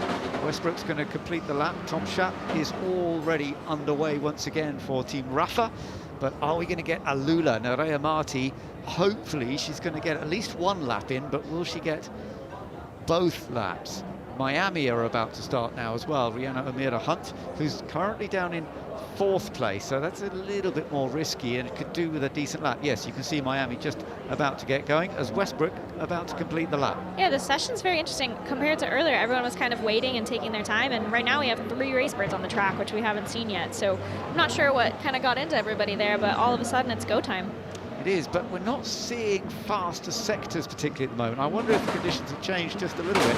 It's a 1:20.0, so that was actually a good final sector. The other sectors weren't quite so good for Lucas, but that final sector did come together quite well. It's hard to say. I'm not 100% certain if this is an issue of conditions or not, because this was also the slower group overall. You know, earlier there was quite a big gap between this group and the second group where we saw, you know, the 1:15, the 1:17. So I'm not sure if it's a condition issue or if it's just this is the slower group of the day. Yeah, we'll have to see. But Westbrook did a very good lap earlier today, but they haven't been able to quite repeat it during this particular session. Now, let's just see for Team Rafa whether this is going to be any change. Well, not really. It's a 123.2, so they are third in this particular session, 7th at this point. So not completely at risk, but still not particularly safe. Miami about to complete the lap. So Rihanna O'Meara Hunt, who had done a 125 before. Let's see if she's got a bit more here.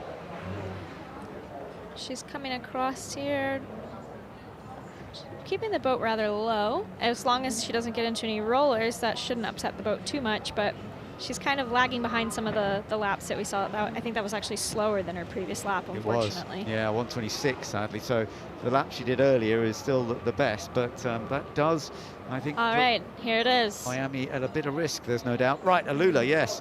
So I think they're only going to get one lap, unfortunately, but yeah, 14 seconds left. I don't think they're going to make the second lap, but it'll be worth it if they can run a faster lap than they did earlier. Absolutely, but this is so important for Nerea Marti. Can she put it together? And it may be to the misfortune of Team Rafa and Team Miami that their laps were a lot slower than the rest of the pack, that Nerea may be able to squeeze in between those two, even if she has a slower lap, because I don't think Rusty's lap was slower than the last two laps that we just saw from Team Rafa and Team Miami, so maybe she has a shot. Okay, well let's keep an eye on this. That's the first sector's reasonable, but not particularly good. 30.6 seconds, I'm not sure. Boat's very twitchy through there. It is, isn't it? It's still bouncing around all over the place, and this is frustrating. Nerea's had some good results already this year. 3rd at Jeddah, 4th at Lake Como. They had pole position at Lake Como, but it's just not coming together for them here today. It may just be the track. Lake Como was a little bit of a tighter track. It didn't have a straightaway nearly as long as this one, and that comes down to, propeller choice. So maybe they do have a problem. Maybe they did pick a bad prop. So it'll be hard to tell unless we get a little insight from the team. But, considering the absolute rush to get Nerea onto the water right now, she's driving very well. She is, but I'm not sure it's going to move them up hugely up the order here. Let's just see as she comes across the line. It's over the 1:20 mark by quite a long way in the end. Yeah, 125.4. Sadly, Alula are definitely in risk of not making it through to the next stage of qualifying. We will, of course, see after the next batch come out as well. They all have to do their laps, but I have to say it doesn't look as though Alula are going to be battling for points in qualifying. But just to remind you, they can change it going overnight, and when we get into the racing tomorrow, they could be in a better place. Yeah, if they were actually dealing with a problem, I have to commend Nerea, because she had to rush out there and try and get this lap done, and despite that, I think she was still not terribly far behind Miami in 8th, so she was close. Yeah, well, it's been a tough time for Alula, clearly. Let's hope that they can get themselves sorted out, particularly when you bear in mind they're 4th in the series at the moment. But yeah, all going on. And let's go back down and find out more with Taylor. Potentially. Yeah. I'm down here with JP. We're getting a look at the lap times, hopefully. Yeah. I think you were provisionally the fastest in that group. That's what we're reading. Yeah, that's what we're reading. It looks like we're overall P1 in the combined standings without including the second round of the Group B. How is the weather conditions out there? I know it's a little bit rough. We've heard some varying things from different pilots, but how does it seem? My favorite class in college was sailboat racing, and was right next to a big, gigantic hill that we have here, so that, as you can see from the flag, it goes up over this hill, and then it comes down onto the course, and then it goes whichever way it wants to go. So you have 3 flags inside this marina, and they're all blowing 3 different directions. So out there, the wind's going every direction, but then you have these long rollers, which are very challenging to foil through. So you have a variety of different interesting aspects to the course. It's dynamic in all ways. We're going to call you the weatherman. We're going to have you on for a special report. Yeah, you know that thunderstorm that came. We said 2 minutes and you had to be out, and yeah, it was 2 minutes. It came and we were out. And we were speaking yesterday. We were hanging out in the paddock and we were watching the flags change direction. And you are the team principal and pilot. You have that one interesting dynamic. So you don't really have, somebody out there saying, "Hey, flags are going this way." How does that work for you? Just the responsibilities. It's really nice because when you screw up, you have no one to blame, right? So it's all the responsibility. Working with Michelle, it's so nice because she understands the dynamic that we have, that it's working together, and I get to make the final decision, but it's a decision that we get to make together. So Awesome. Nice. Well, good run out there, and you guys are still working together. Any hints on strategy that you want to tell me that you're doing? Strategery, well, know when to take the short lap is a good one. Sunscreen, which you got to apply, and then we'll go from there. Our weatherman and our local dad here. Thank you, JP. Super. Awesome. Thank you. So John did a good job there in that last session, setting that pace at a 1:19, although it's not the fastest we've seen so far, but it is definitely, he's very happy with the way that it's been going so far.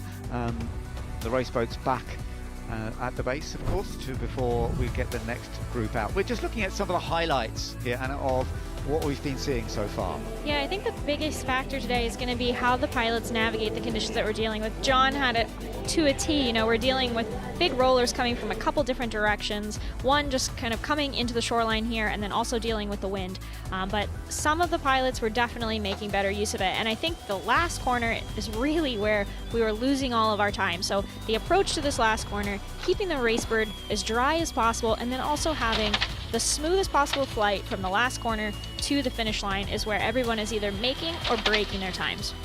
Team Rafa down a little bit, but hopefully in a reasonably safe place. So much to learn, isn't there, at this point on the day? Absolutely. There's still a lot of time left here. And we saw quite a rush to the track here from Team Alula, and man, they were close, but just didn't make it happen. No, that's right. And it's going to be tough for them, I think. I'm not sure they'll get through to the next stage. But we have just a brief delay before we get the final stage of this particular group out. In just a short moment, we'll have the likes of Brady and Aoki, Sierra, Monaco and Drogba. And we have seen Drogba do some remarkable times already, but it's just going to see how Tara Pacheco gets on with that. On board with Monaco, Max Noche, who has also been impressive, and we also saw Owen Duncan do a good job earlier. So Monaco are currently third fastest on the overall. For Sierra, well, we'll see how Katie Munnings gets on. Yeah, Team Sierra actually has the owners in attendance this weekend, so I wonder if there's a little extra heightened pressure here. We'll see. So we're getting them all ready to come out for this final run. But a chance to speak to Sam Coleman. Let's go back to Taylor. Seems like Katie may have... Down here with Sam Coleman, we're just having a little chair, having a little chat. Emma's out there right now. How's the water feeling? You seem like you're in great spirits right now. We always try to be in great spirits, but I was happy with the lap. I know Micah was a little bit quicker, and boy, did he look on the limit. So I was really happy with our lap time. Hopefully Emma can replicate it and we can get through this session. The focus with this is just not being in the bottom two and keep doing that to get to the Q4. So we got to keep working on that, and it's a good lap, but we got to keep repeating it. We've got 3 more sessions to do it in. There's certainly still lots of time out there. You guys are sitting right now number 2 in the standings, but the fastest guys are coming from way down there, and Monaco's also right there in those 117s that you're running too. It really shows you that it's anybody's game. Just because you've been on the top doesn't mean anything when it comes time to get in the water. No, exactly. There's so many fast teams up and down the pit lane here, and there's so many changeable conditions, the water, boat traffic and all this. And as a driver, you're always complaining that it's not quite as flat as you want it. But realistically, we've got to go out there and deal with it and just try and be consistent. So if we can keep being consistent, we can keep ourselves at the top end of the field. But we still got to chase Westbrook, and then we got to keep an eye out for the guys down there too. I was just talking to JP. He was saying there's 3 flags he was watching. They were all going different directions. So waters are changing everywhere. How do you adapt to that on the fly? Yeah, just don't look at the flags and get confused. Just look at what's in front of you. Yeah, you just you're always focusing on the next sort of 300-400 meters of water and trying to deal with that. You got your ideal line and you prep where you want to be, but sometimes you've just got to move out of some wake or wash or something. So you've always got to be a bit adaptive. And yeah, we study the data, but there's always a little bit that you kind of have to just feel. Perfect. Well, thanks for chatting with me. And we shall see how this all goes in this 4B session in just a moment. There are the teams that will be playing once again. Team Brady, Team Drogba, Monaco, Aoki and Sierra, of course, as well. And Sierra right down at the bottom of the list at the moment. So they are the ones that really have a lot to try and achieve here.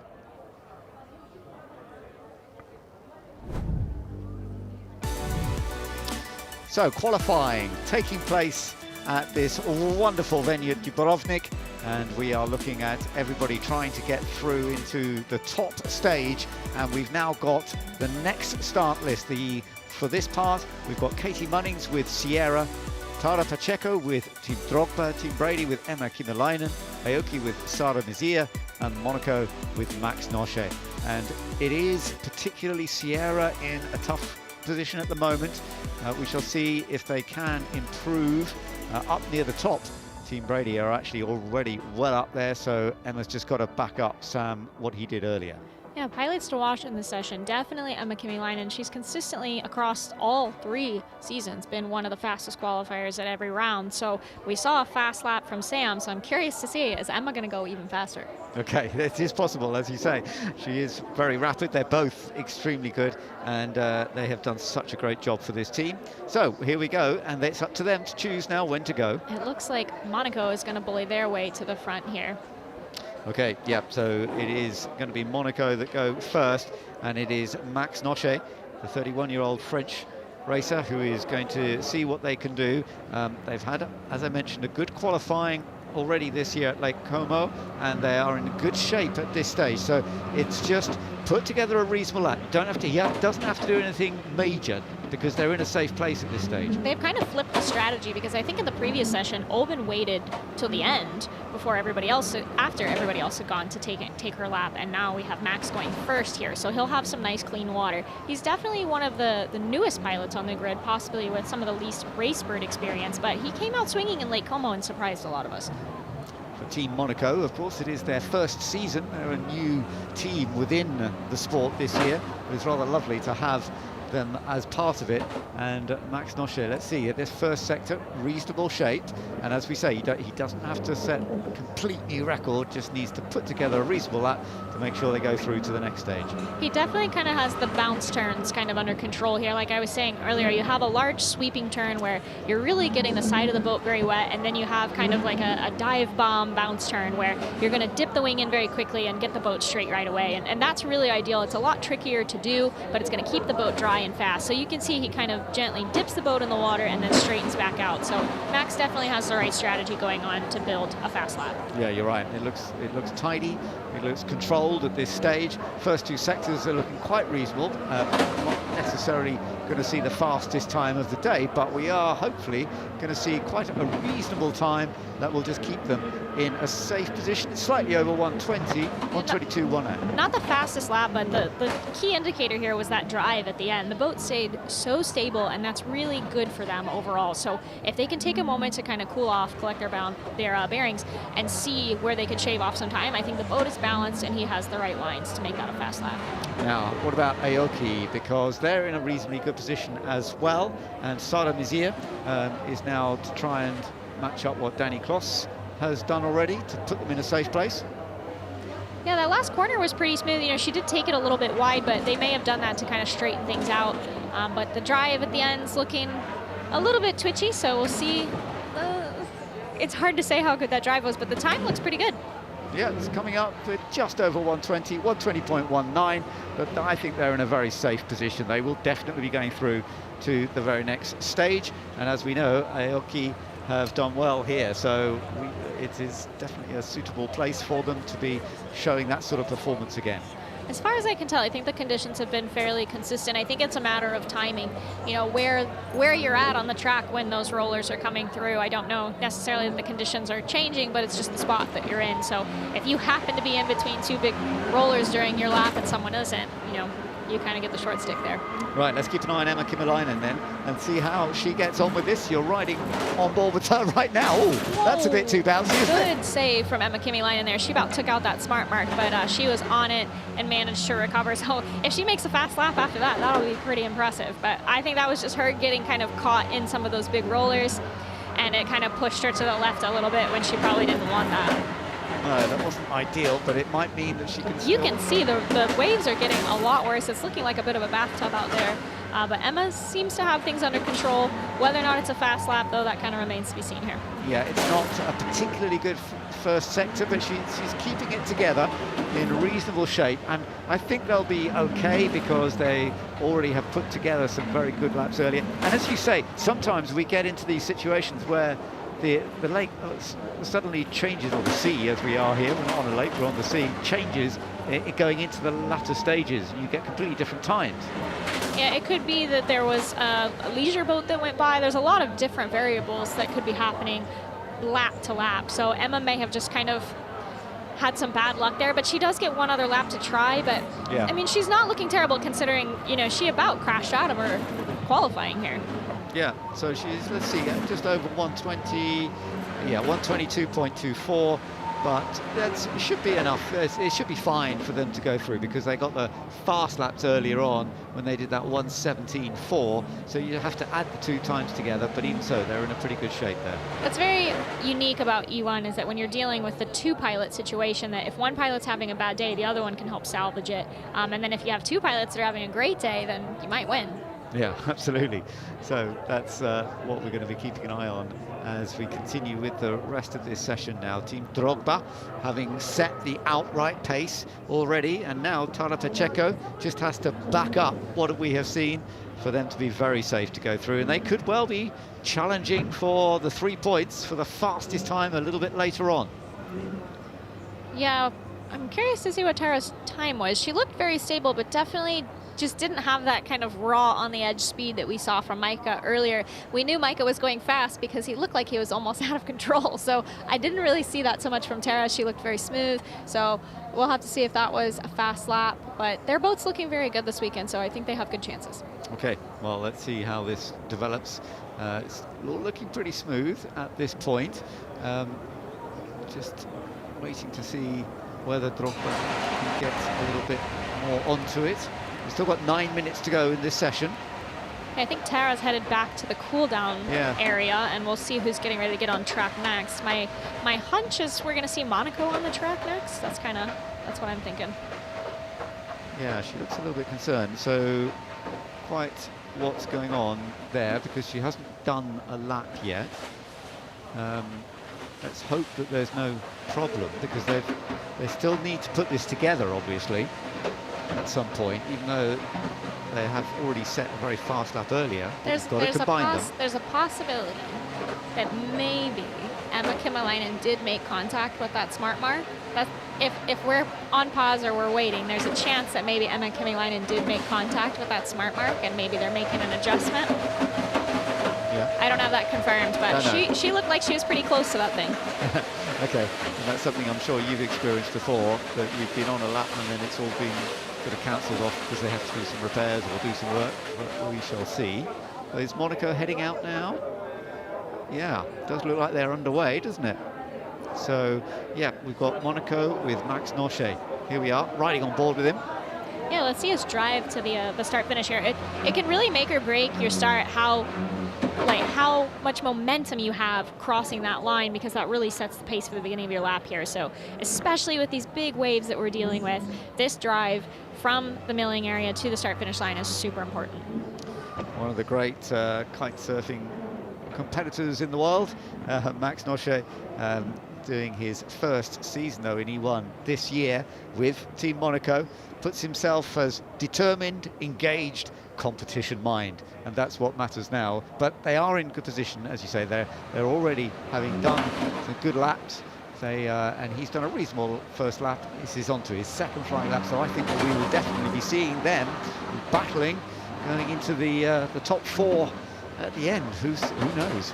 Yeah, you can see him very heavy on his steering as he's kind of making those sharp kind of bounce turns that I was talking about earlier, which is what is going to lead to a fast lap for him here today, hopefully. Yeah, that first sector, not particularly rapid. So I'm not sure this lap's going to be any quicker, but let's just see, because the previous lap had been a 1:22. There's a chance to make that quicker, I would think. It's looking calm, it's looking controlled. Can he get the pace he needs? You can definitely scrub a lot of time off of your lap with a good drive to the finish here. So if you get the Racebird flying high, flying smooth, and under the boost, you can make up a ton of time here. And then if you fall off the foils, you can lose a ton of time. So this drive here at the end is really important. You can see him kind of getting the belly of the boat wet. He's not slamming down too hard to slow him down, but all that drag can definitely slow you down. Yeah, and it is a slower lap, yeah, so 1:25. So he has to stick with the lap that he done earlier, 1:22. But they're okay. They've done enough with some good laps earlier on, no doubt about it. They will be in pretty safe position. Yeah, Open's fast lap earlier definitely kind of helped them maintain their spot, but there's still time with some of the other pilots going now. So we'll see if Monaco stays up in the top 3 or if they move.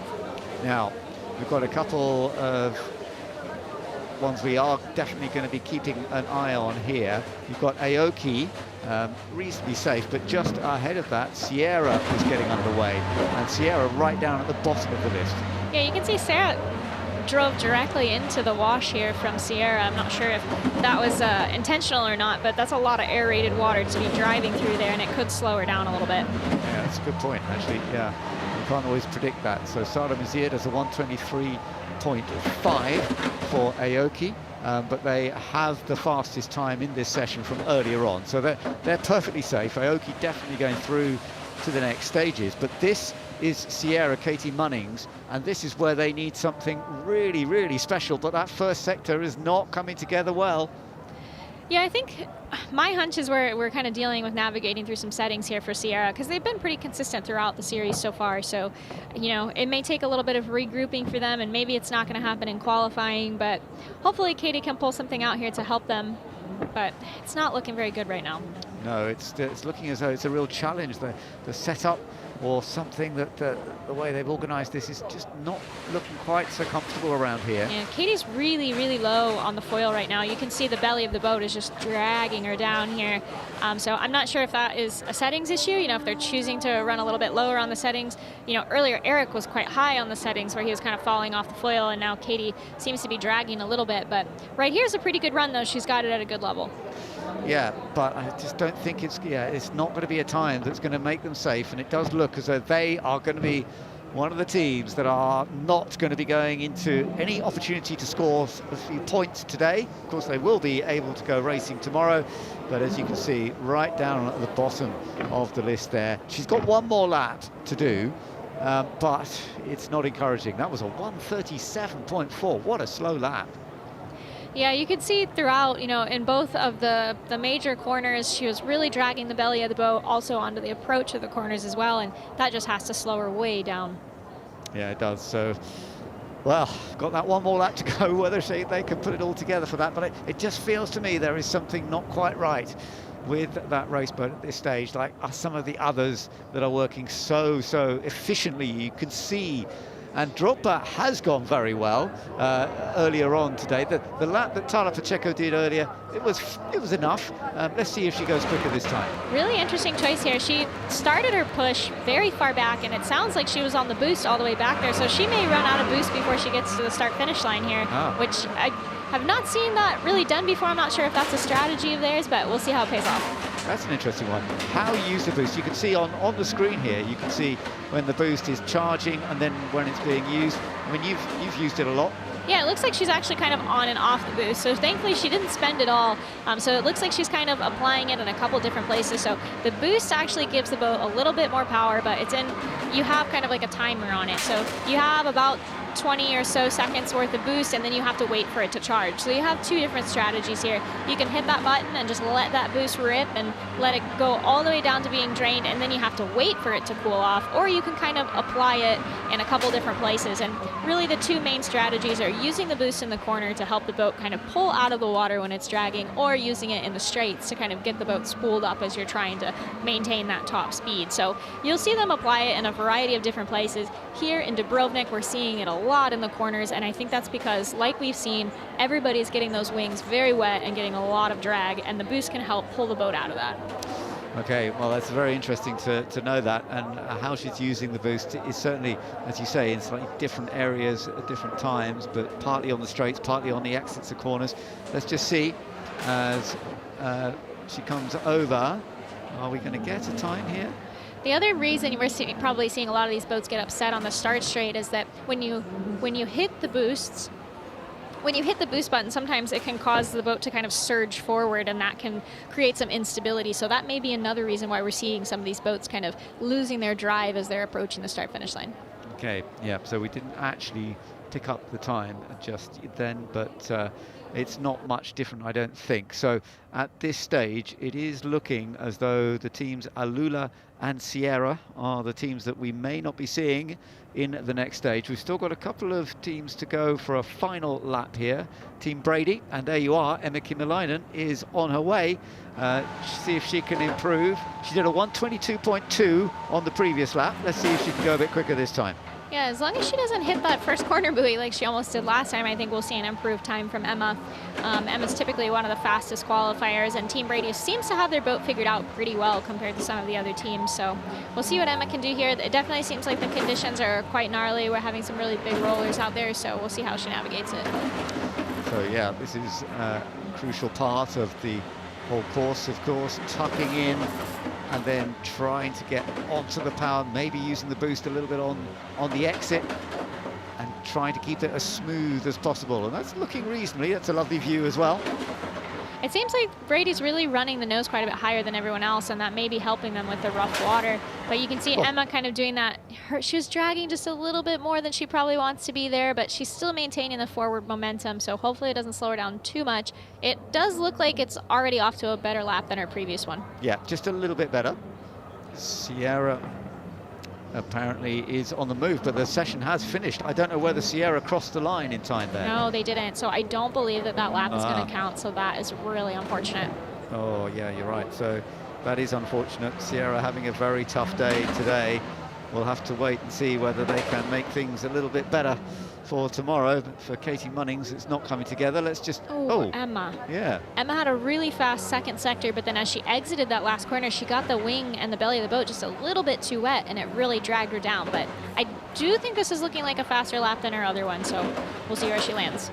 Okay, so Emma Kymäläinen about to bring Brady across the line once more. 1:22.9. So actually it's a fraction slower than her previous one. They're both very similar. She got in the 1:22s with both of them. And I think this is kind of a testament to what we were speaking about earlier, where when you have these co-pilot duos, if one pilot has a better time than the other, it may save them for the day. This is not normal for Emma Kymäläinen to see a slower lap time like that, so she may have been having a little bit of trouble today, but it looks like Sam's lab may have saved them. Yeah, they're well up the order. They're very safe, going through to the next part of qualifying, so they are safe, but she obviously feels she needs to find a little bit more out of the boat just to get those slightly fast times. We know how rapid she can be as a qualifier, as you said, and they're second in the series at the moment, just 3 points behind the series leaders Westbrook at this stage, and of course they are two times the champions of E1. And well, let's see how it goes, but they are definitely up there with the performance done a little bit earlier on, and now heading back in to just set them up. And we've got a chance to speak to Emma now, so let's have a go. Emma, this is TV, and how was that for you? Because it seemed to be working very well earlier, a bit tougher that time. Hi there. Yeah, it wasn't the easiest day at the office for me. Just don't get it run on the straight, and yeah, just have to figure out the settings a little bit better. Okay, well, good luck with that, and we will see Emma coming out later on again, of course, but they are safely through to the next stage. There's still every chance that they'll be scoring points out of qualifying a little bit later on. The good news for them is that Sam was looking very good, so I think if Emma can figure out the settings like she mentioned, that they'll be looking good later, and I think, like she said, those start straightaways are everything, and if the boat's coming unbalanced, it's going to slow them down a lot. All right, so the results. We've got the results, as you can see, on the combined standings on our screen. So it is Drogba that have set the pace and safely through, and will be going through to the next stage. Team Brady in second place, Monaco in third, Aoki in fourth, Blue Rising in fifth place ahead of Westbrook, Rafa in seventh, Miami in eighth. But the two teams, unfortunately, that will not be scoring any points out of qualifying today, Alula and Sierra Racing, as you can see there, this hasn't worked out for them, but there is always a chance that they can work out what went wrong today and try and make it all work for the racing tomorrow. So let's have a little look back at some of the highlights and some of the issues that were going on in that, Anna, because there's always ups and downs in qualifying that you cannot predict. Yeah, there were not only ups and downs in qualifying, but there were ups and downs in the water, and that was a huge issue for a lot of the pilots here today. The wave conditions really made things very difficult to keep these racebirds flying fast. Max really was on aggressive steering from a lot of the pilots here today, and I think that made a difference for several of them. Yeah, well, we shall see. Thankfully, there weren't any major incidents. Nobody were hitting things too hard. I don't know, Emma Kymäläinen almost took out one of the smart marks. That was really impressive driving from Emma here. She narrowly missed one of the smart marks, and I think a lot of that was just reactive driving from her. So I know it wasn't her day, but she could have caused a lot of damage to the boat, and she managed to avoid it. So good work for her. Well, interesting session, particularly seeing Drogba do so well. They are lowest in the points, down in 10th place at the moment, but they've set the pace so far. We'll see if they can continue.